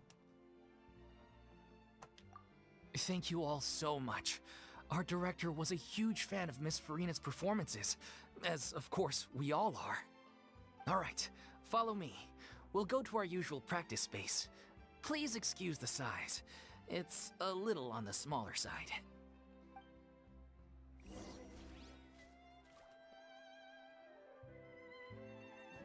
There'll be an extra fee for that. I'll think about it. Ad Astra. Thank you for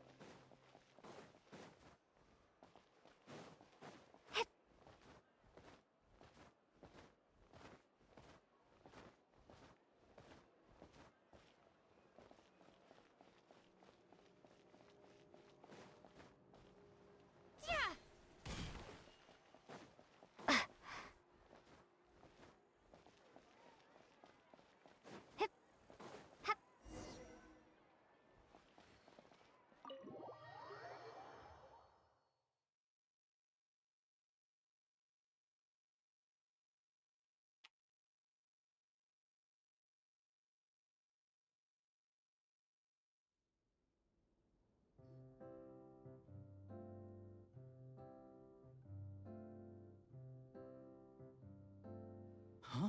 Lady Furina? What's Lady Furina doing here? Hello all. Allow me to explain. As of today, Miss Furina will be supporting our production of The Little Oceanid in the role of artistic consultant. These two over here are the ones that made it possible. They kindly reached out to Miss Furina on our behalf. I'm sure they need no introduction. You bet! That was the trial of the century! You helped bring our director's murderer to justice. We can't thank you enough. Oh, please don't mention it. We're just here to join in on the fun. So, you were saying The Little Oceanid? Yeah, that's the name of our final show. It's an unfinished script left behind by our director. One of our greatest regrets is that she never got to complete it. So, if we can bring it to the stage and make it a successful show, we can all take some solace in that. Wait, but if it's not finished, Then finding an actress was the least of your problems. Yeah, we've been battling issues on every front, trying to realize this dream. Anyway, let me give you a quick summary of what the story's all about. The protagonist of the story is a young Oceanid who transforms herself into human form, despite the protests of her family. She longed to live just like any other human, and sure enough, she found friendship and even love. Everything seemed perfect. But one day, her true identity was exposed, and her world came crashing down around her. So far, so good. A classic tale. What happened after that? That's one of the issues we've been trying to deal with. Unfortunately, this was as far as the director got with her script. We need a proper ending so we can bring this musical to the stage, but people have different opinions on which direction to take it in. We still haven't decided between a happy ending or a true-to-life tragedy. By true to life, you mean the director's sudden disappearance? Yeah, like they say, truth is stranger than fiction. But then there's the question of whether we really want to use the stage to pass our raw pain onto the audience. Exactly. A lot of the time, people come to watch a show just hoping for some light entertainment. We have to consider their emotional stake in this, not just our own. And one last thing. We're still waiting on confirmation from two of our main actors. The first is Paulo, who plays the protagonist's lover. He's locked himself away to focus on writing an ending for the script, but the deadline's passed and we still haven't heard from him. The other is Villemont, who plays the main antagonist. He took the director's death pretty hard. Hasn't set foot in the city since. He did write to us, promising that he'll be there for the final performance, but we haven't seen or heard from him since. So we're not really sure what to make of that. Huh. Although, now that we have Miss Furina helping us, maybe we should take the opportunity to get everyone back together. What opportunity? What do you mean? Maybe you're unaware, but your name has always been like a rallying cry for us. Our director was constantly singing your praises. All of us look up to you as a role model.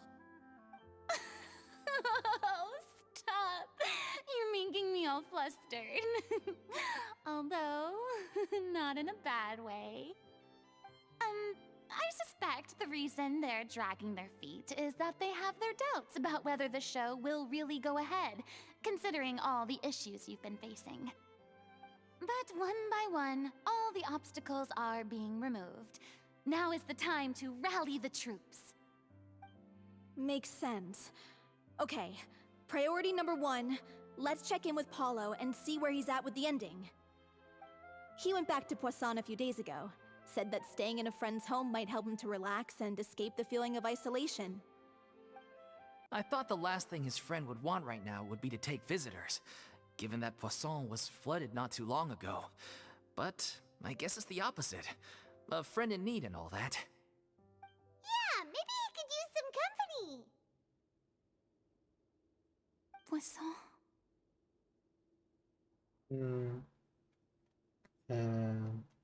Is something wrong? Nothing. I suppose my presence will be indispensable if we are to restore his faith in the show. So, allons-y. To Poisson!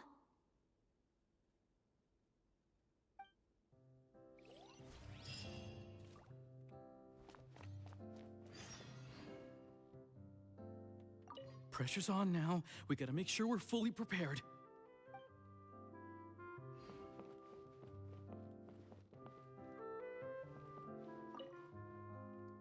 You're off to Poisson to find Paulo, right? Have a safe trip. We'll take care of the troop while you're gone.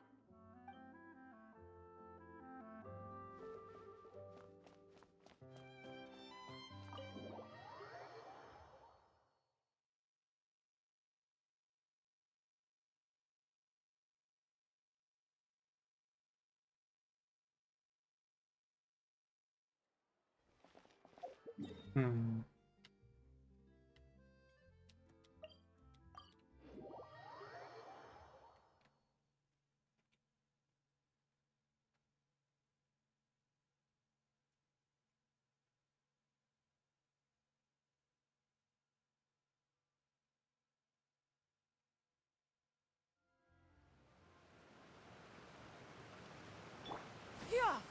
Skyward! Scatter!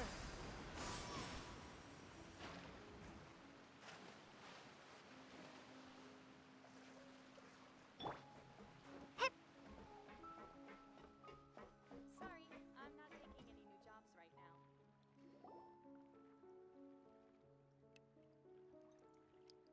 If I remember correctly, this is where he's staying.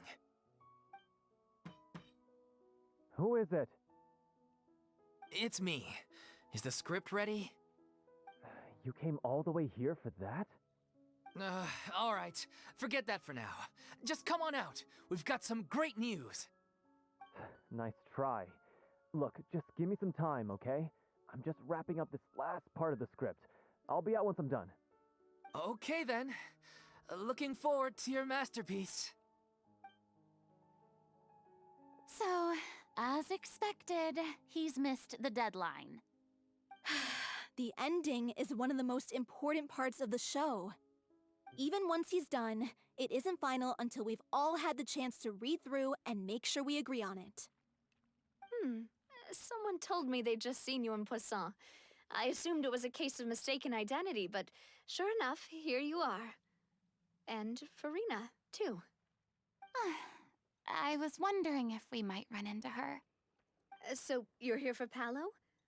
Looks like he could be a while, so feel free to take a stroll around town in the meantime. I've made all the arrangements already. Oh, it's okay. We can just wait here. Thank you for being so considerate, Miss Navia. That sounds wonderful. We'll take that stroll. Get over here, you! How oblivious are you? How are things in Poisson now? Any better? Things are on the mend, but it's a slow process. Some people may never recover from the trauma they experienced. I'm sorry to hear that. I wish there was something I could do. Please, must our conversations take such a depressing turn every time we meet? We all have painful memories, but we don't have to let them cloud everything we do. And if you're trying to make a new start, perhaps it's best if you don't bring up the past all the time. Thank you for your words of comfort. You make a very good point. But for now, at least, I think I should stay with the way I'm feeling for a while longer. It's okay. These things take time. Moving on from a painful experience is easier said than done. Which brings me to why I'm here. I thought you should probably know that not everyone here is ready to forgive and forget after the Hydro Archon's inaction in the face of catastrophe. To avoid upsetting the peace, I told the townspeople that everyone here is a member of the theater troupe, and that you are just an actress playing the role of Furina. It's not a perfect solution, but hopefully it means you won't have to lie low while you're here. That's so thoughtful of you, Navia. Well, what do you expect? I am the courageous and considerate president of Spina di Rosula, after all, like my father before me. Anyway, that was all. Look after her now.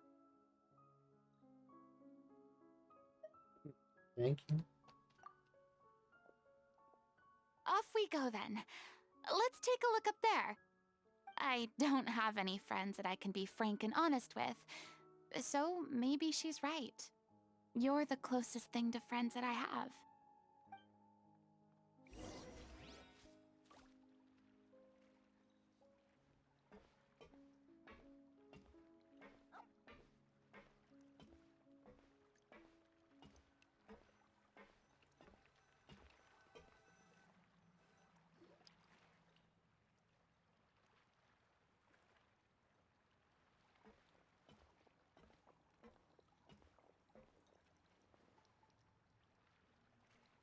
I'm so grateful that Miss Navia was so understanding. To be perfectly honest, I didn't know if I was ready to meet her. It's always easiest to just run away from your problems. But that never fixes anything. You can't get around the obstacles without facing them. So that's why you were nervous when they brought up Poisson. Yeah. I'd be lying if I said I wasn't scared of coming back here. Still, I felt it was something I had to do. As I was saying before, I want to see for myself the things that I never could in the past. I'd be overjoyed if the people here could find it in their hearts to forgive me. But they're more likely to unleash a tirade of vitriol against me, which, of course, I completely understand and accept. I'm sure some people didn't by now, so. Yeah, I can tell people are watching me.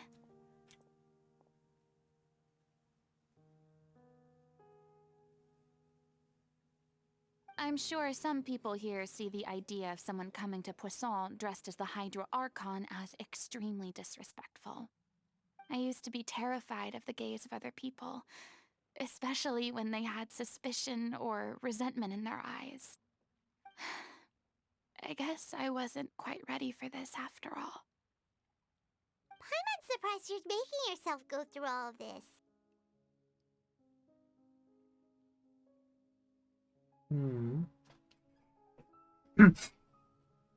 Maybe you're taking a bit too much in one go.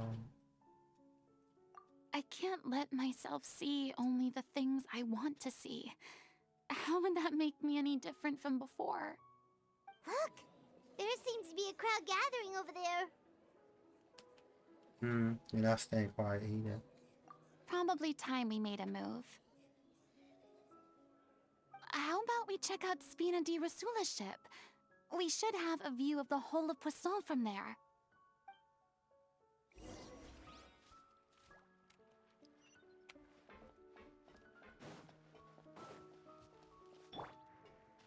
Yeah!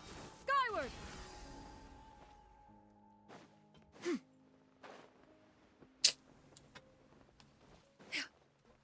Yeah! Scatter!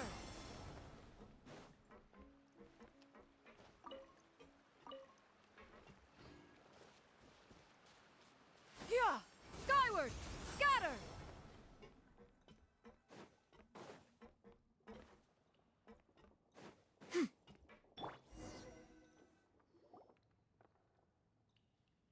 I'm sorry. You probably just wanted a relaxing stroll, and here I am dumping all this heavy stuff on you. We don't mind. It's actually refreshing to see a different side of you. Great. Well, I appreciate your company, so please don't disappear just yet. I don't know whether you can tell, but the years of suffering and loneliness aren't the only reason I have a hard time facing up to who I used to be. As I stand here by the ship, I can't get the images of the rising water out of my mind.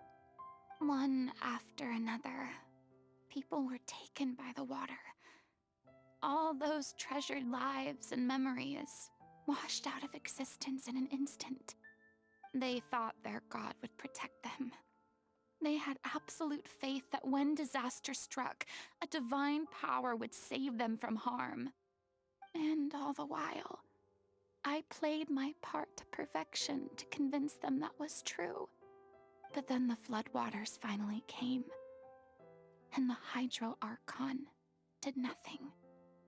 You shouldn't look at it like that. You were only doing your duty. Don't be so harsh on I've yourself. had to go through so many moments like that for the sake of protecting the truth. As time went on, it got harder and harder to bear, and I became more lonely and isolated. Eventually, I realized I had nothing left except the truth. I became terrified of completely failing in my task, and was haunted by the thought of being left all alone, weeping on my throne. Fortunately, we were able to avoid the worst-case scenario thanks to the help of heroic individuals such as yourselves. Everyone rose to their responsibilities, and I finally regained my freedom.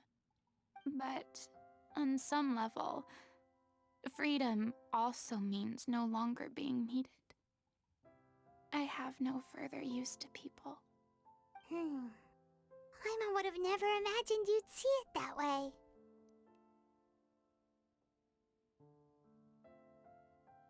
You know, your freedom as your A reward. reward?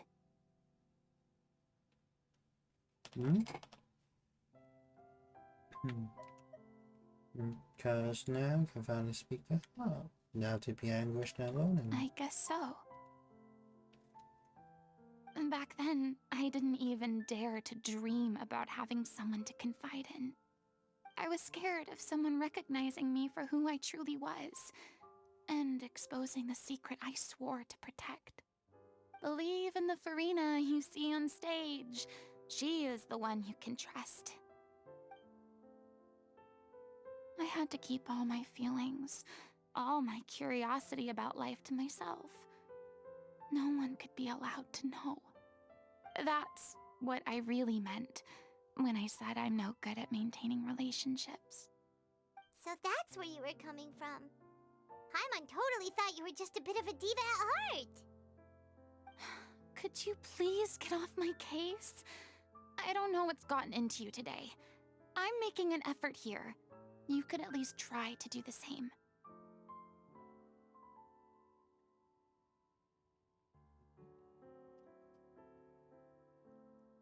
Paimon's meant to say she doesn't like to see you so down. I do.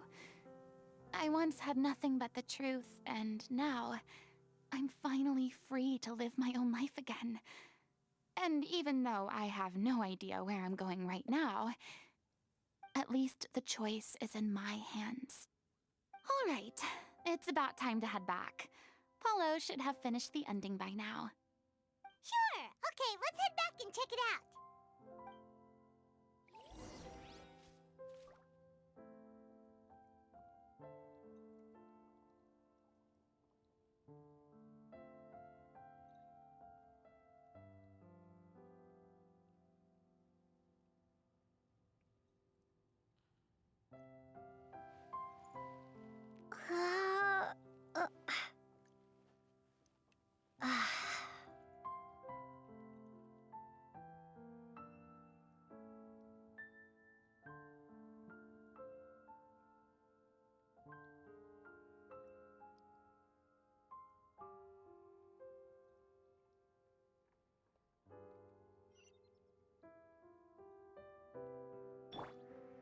Yeah! Skyward! Scatter!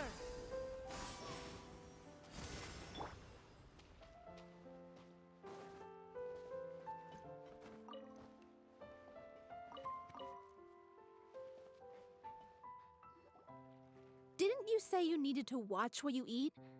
You're supposed to be cutting down on fried foods, not wolfing down copious quantities of fish and chips, you know? Come on. It's not every day we get to dine at Spina di Rosula's expense. Can you believe how generous she is? I'm not about to pass on free food. Anyway, my character doesn't need to be slim and good-looking. That's your job. Are you kidding me right now? It's not your character's health I'm worried about, it's yours. I've spent my whole life battling the effects of ill health, and it kills me to watch you willingly ruin yours by filling yourself up with junk all the time. Oh no, looks like they're arguing again. We're back! Could you maybe put your differences aside for a moment? Ah, you're back. We've been enjoying Spina di Rosula's VIP treatment in your stead. Paulo's nearly done. We shouldn't have to wait too much longer. Great! So you were discussing your characters, right? We heard she's playing the Oceanid who turns into a human girl. What about you? Me? I'm an Oceanid too. He was originally supposed to take the form of a crane, but he outgrew that role. Well, the costume at least. So now he's playing the boar instead. Sorry. The boar's not a bad character, actually. He's the one who raises the little Oceanid, yes? That's right. He has some pretty memorable lines too, like when he imparts some solemn words of wisdom to the little Oceanid. If you become human, you can reveal your secret to no one. You will face suffering and loneliness. Is this truly what you want? Wait, that sounds kind of familiar. It's the most important line in the whole script. I think it's a symbolic statement about our director's life and legacy. She kept quiet about all the trials and tribulations she faced in running our troupe, allowing us to devote ourselves fully to performing. It was only after she was gone that we realized how tough her job really was. You mentioned earlier that the troupe is like your home. Yeah. I was born with an incurable illness, and once my family found out it couldn't be treated, they decided they didn't want me anymore. I spent some years taking whatever work I could find and trying to manage my illness with various medicines. But whenever I had a bad flare-up, I'd be lying in an alleyway for days at a time. It was like that until the director found me one day. She told me I had a great voice and asked if I was interested in studying singing from her. I said yes. She took me under her wing, taught me to both sing and act, helped me find Mora for my meds, took care of me when my condition decided to flare up. I know it was all a huge burden on her. She sounds like a really incredible person. She really was. She gave everything she had to her troupe and the people in it. All of us were so proud to call her our director. I was a lost child too when she found me. As the child of a murderer, my parents weren't around when I was little, so I got sent to an orphanage. The other kids were always picking fights with me. They'd say things like, "Come on, you must be pretty tough if you're the son of a murderer." It was just to taunt me, though. I was an easy target, and they knew it. One day, I got beaten up so bad that I just couldn't take it anymore, so I ran away. I lost all faith in humanity by that point. Thought the whole world was out to get me. Let me guess. Fortunately, the next person you ran into was the director. Yeah. For the first time in my life, I was somewhere I felt safe.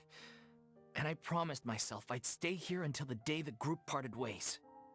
The day you hoped would never come. How times change. Oh, you're finally done? Get your butt over here. There's someone I need to introduce you to. This is our new artistic consultant, Miss Furina. Furina? The Furina? Oh my god, how did you manage to wrangle that? Please, the honor is all mine. I was profoundly moved to hear about your troupe and your wonderful director. I just wanted to do something to help. Same here!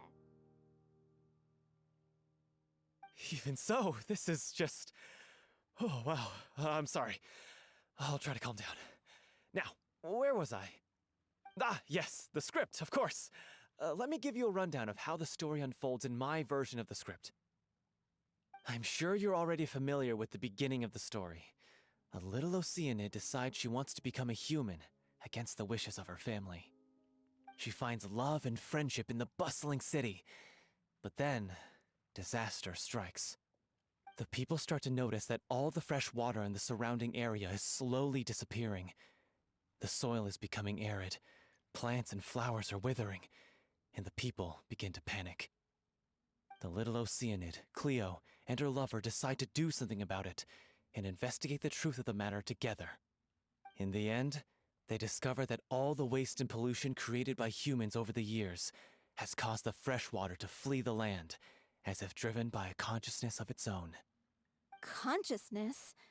You mean the water is sentient? Water as a conscious entity. There's actually quite a few stories that explore this theme. Since the little Oceanid is a water spirit, she immediately understands how the water is feeling. She then tells her lover about her true identity, as well as the truth behind the crisis.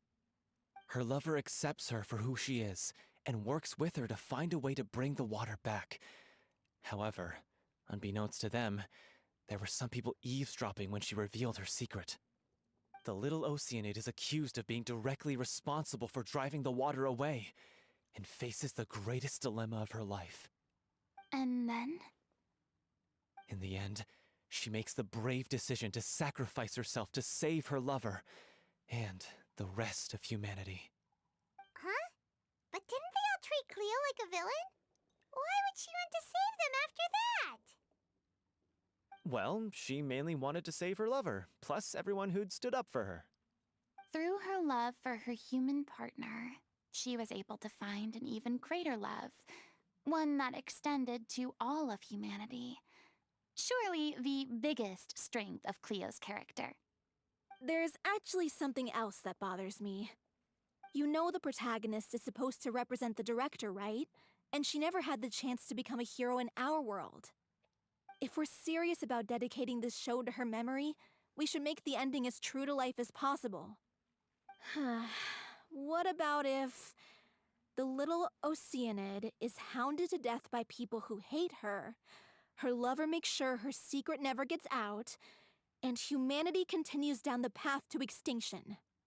That sounds like too cruel of an ending to me, and perhaps a little irresponsible to present to the audience.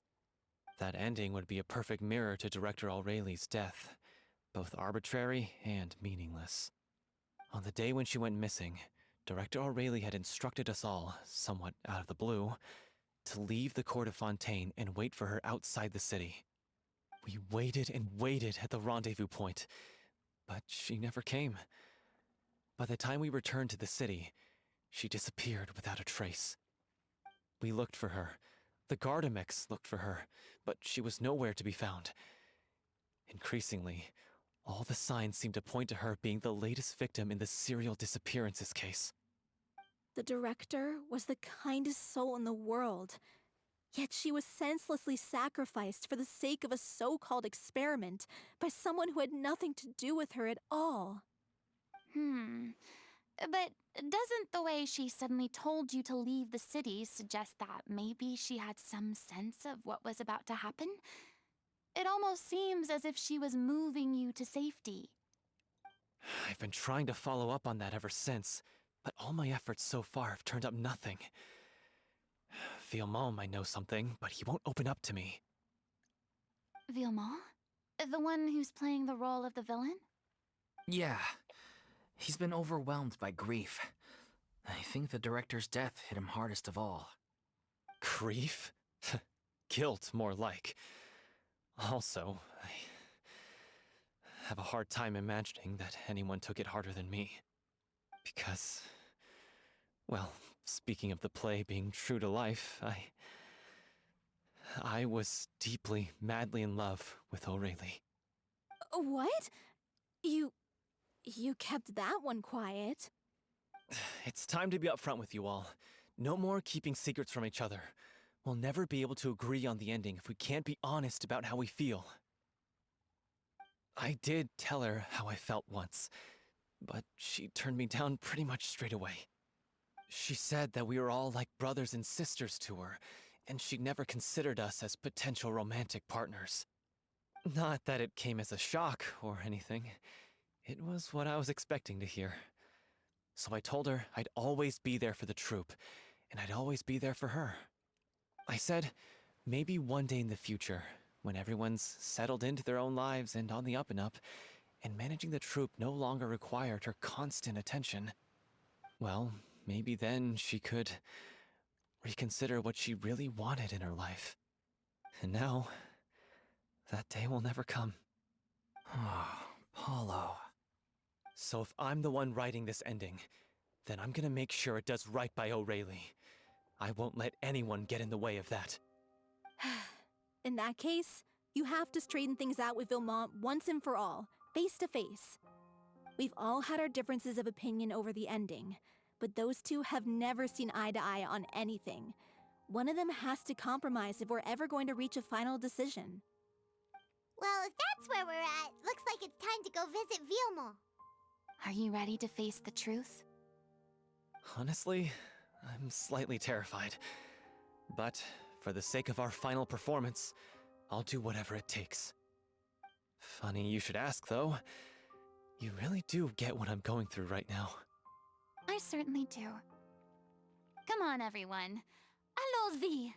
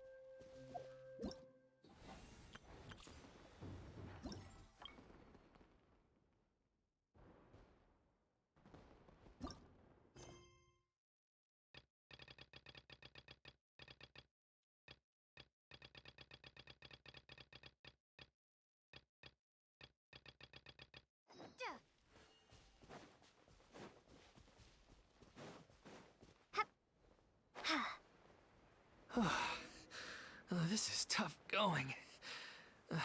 Delphi, are you sure you can manage in your condition? I could ask you the same question. Try to keep up.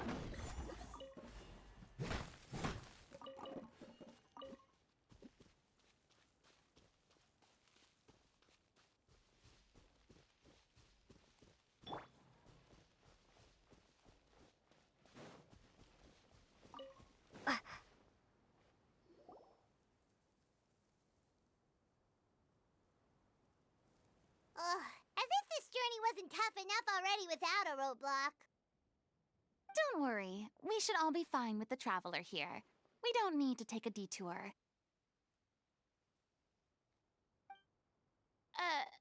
Wait, why are you all looking at me? You're not seriously expecting me to fight, are you?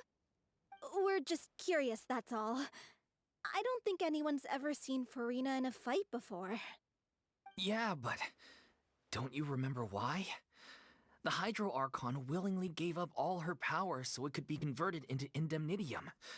Miss Furina said so herself. Precisely!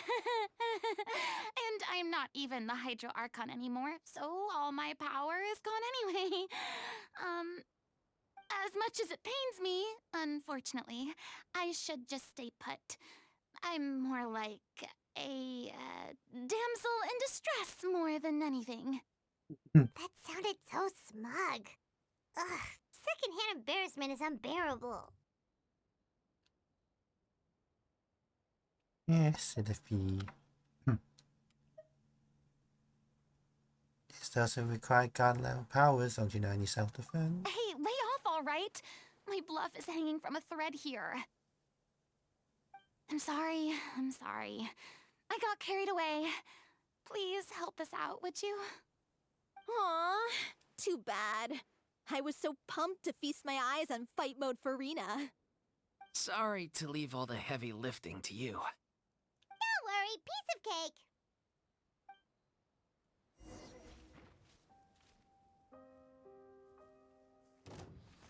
Scatter! Skyward! Scatter!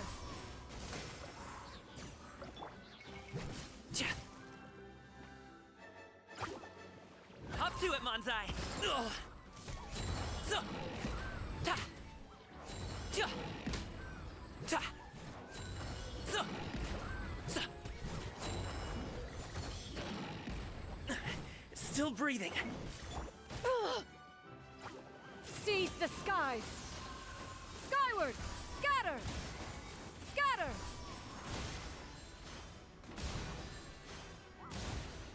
Yeah!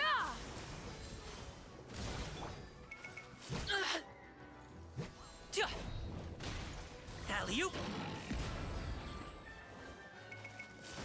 Stop it now! Propagate! Germinate! Yeah!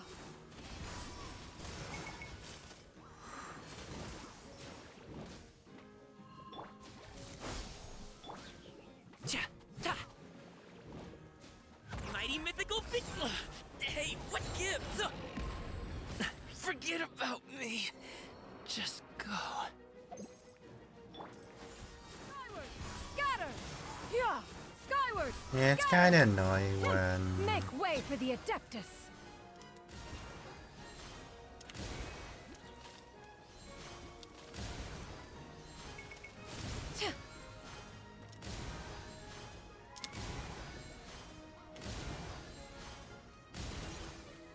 Yeah!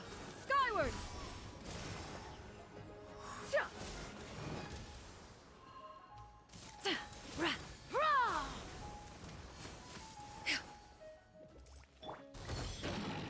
Bravo! Good show!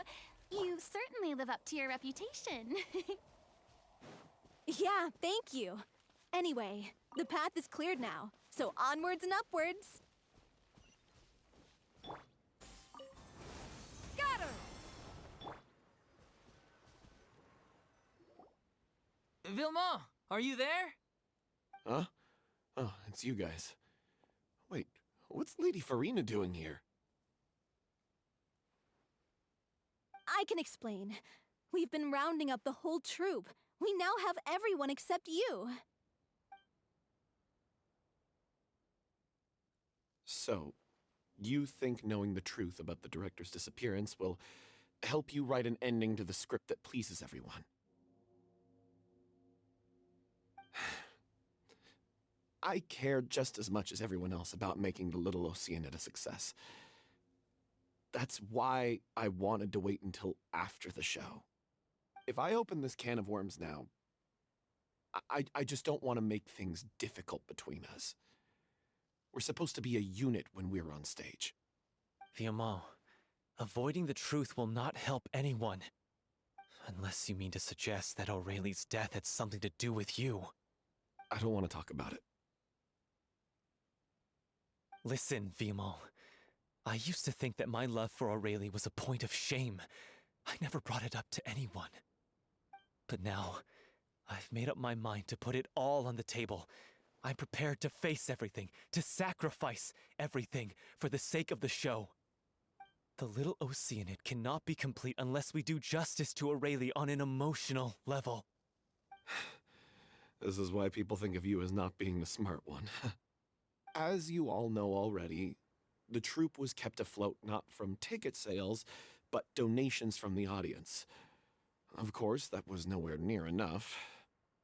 We took on side jobs when we weren't performing, but even then, the troupe's financial situation was pretty dire. So, anyway, one day after a show, a merchant came to me and offered us a huge sponsorship. In return, we just had to provide the audience with their drinks during performances. It seemed like a win-win, so I said yes to it on the spot without consulting the director. It was only when the merchant came to deliver the goods that I realized the drink in question was synth. Isn't that the drink peddled by the culprit behind the serial disappearances case?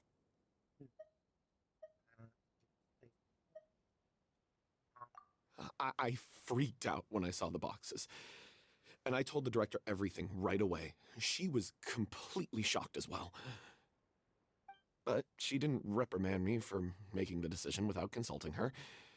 Instead, she contacted the merchant and stated that the troupe could not agree to this collaboration. The merchant was furious, berated us for going back on our word, and threatened to sue us for damages. The amount was astronomical. There was no way we'd be able to pay. And then? I was going to sort it on my own, but the director stopped me. She said that this was an issue for the whole troupe and it wasn't my fault.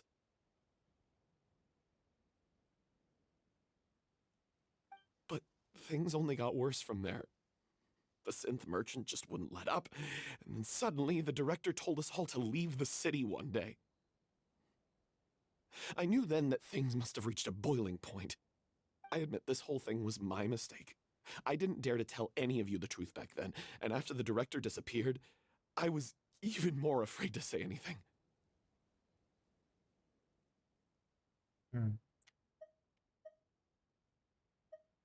Your mistake gave the most. Yeah, I got Aurelie killed. There, I said it. Happy now? Hey, don't say that. You traitor! You knew Aurelie was in danger. Why in God's name didn't you tell us? What do you mean, you were afraid? This was a life-and-death situation. We could have saved her! How could you be so stupid? Please, try not to get too worked up. Yeah, listen to him. You need to stay calm. Stay calm? How can I stay calm? This guy got Aurelie murdered! She was the love of my life! And he has the gall to try and high-road us, claiming that he kept his mouth shut for the sake of the show! How about taking some responsibility for what he's done? All I can say is I'm sorry. Truly. I wanted to apologize to everyone in the troupe, but that won't bring back the director. What good is my apology now? I'm just a coward who made an awful, terrible mistake that I can never take back. Beat me up if you want. Kill me if you prefer. It's what I deserve. End my life so I can meet the director and apologize to her in person. Get out of my sight! Go! Get lost! I don't ever want to see your face again! That's enough! You've screamed and shouted at each other for long enough. Now pipe down, both of you! Can you stop conflating the show on stage with your real-life relationships in the troupe? You keep saying that you want to use this final performance to pay tribute to your director and celebrate her life. How can you do that if you're just using it as an excuse to vent your own emotions? You're right. I'm sorry. On stage, the lead role is the focal point of the audience's attention. And you're all used to seeing the director as the heart of the troupe. But in her own life, her greatest desire wasn't to be the center of attention. I can tell how much she loved you all, and how much she loved the troupe. What she wanted was to build a warm home for all of her brothers and sisters, to shield you all from the storms that rage in the world outside. That's how you should remember her, and that's what you should be celebrating. I understand why you're trying to make her the hero of the story, but isn't she your hero already? After everything she did for you? Yeah. So think hard about what that means. And then think again about what you hope to achieve by arguing with each other. If you really hate each other and can't reconcile your differences, then you could just call it quits now. Why bother with the final performance if the group is already fractured? But you can't bring yourself to do that, can you? You care too much about Director O'Reilly and the home she built you all to let go. What are you laughing at?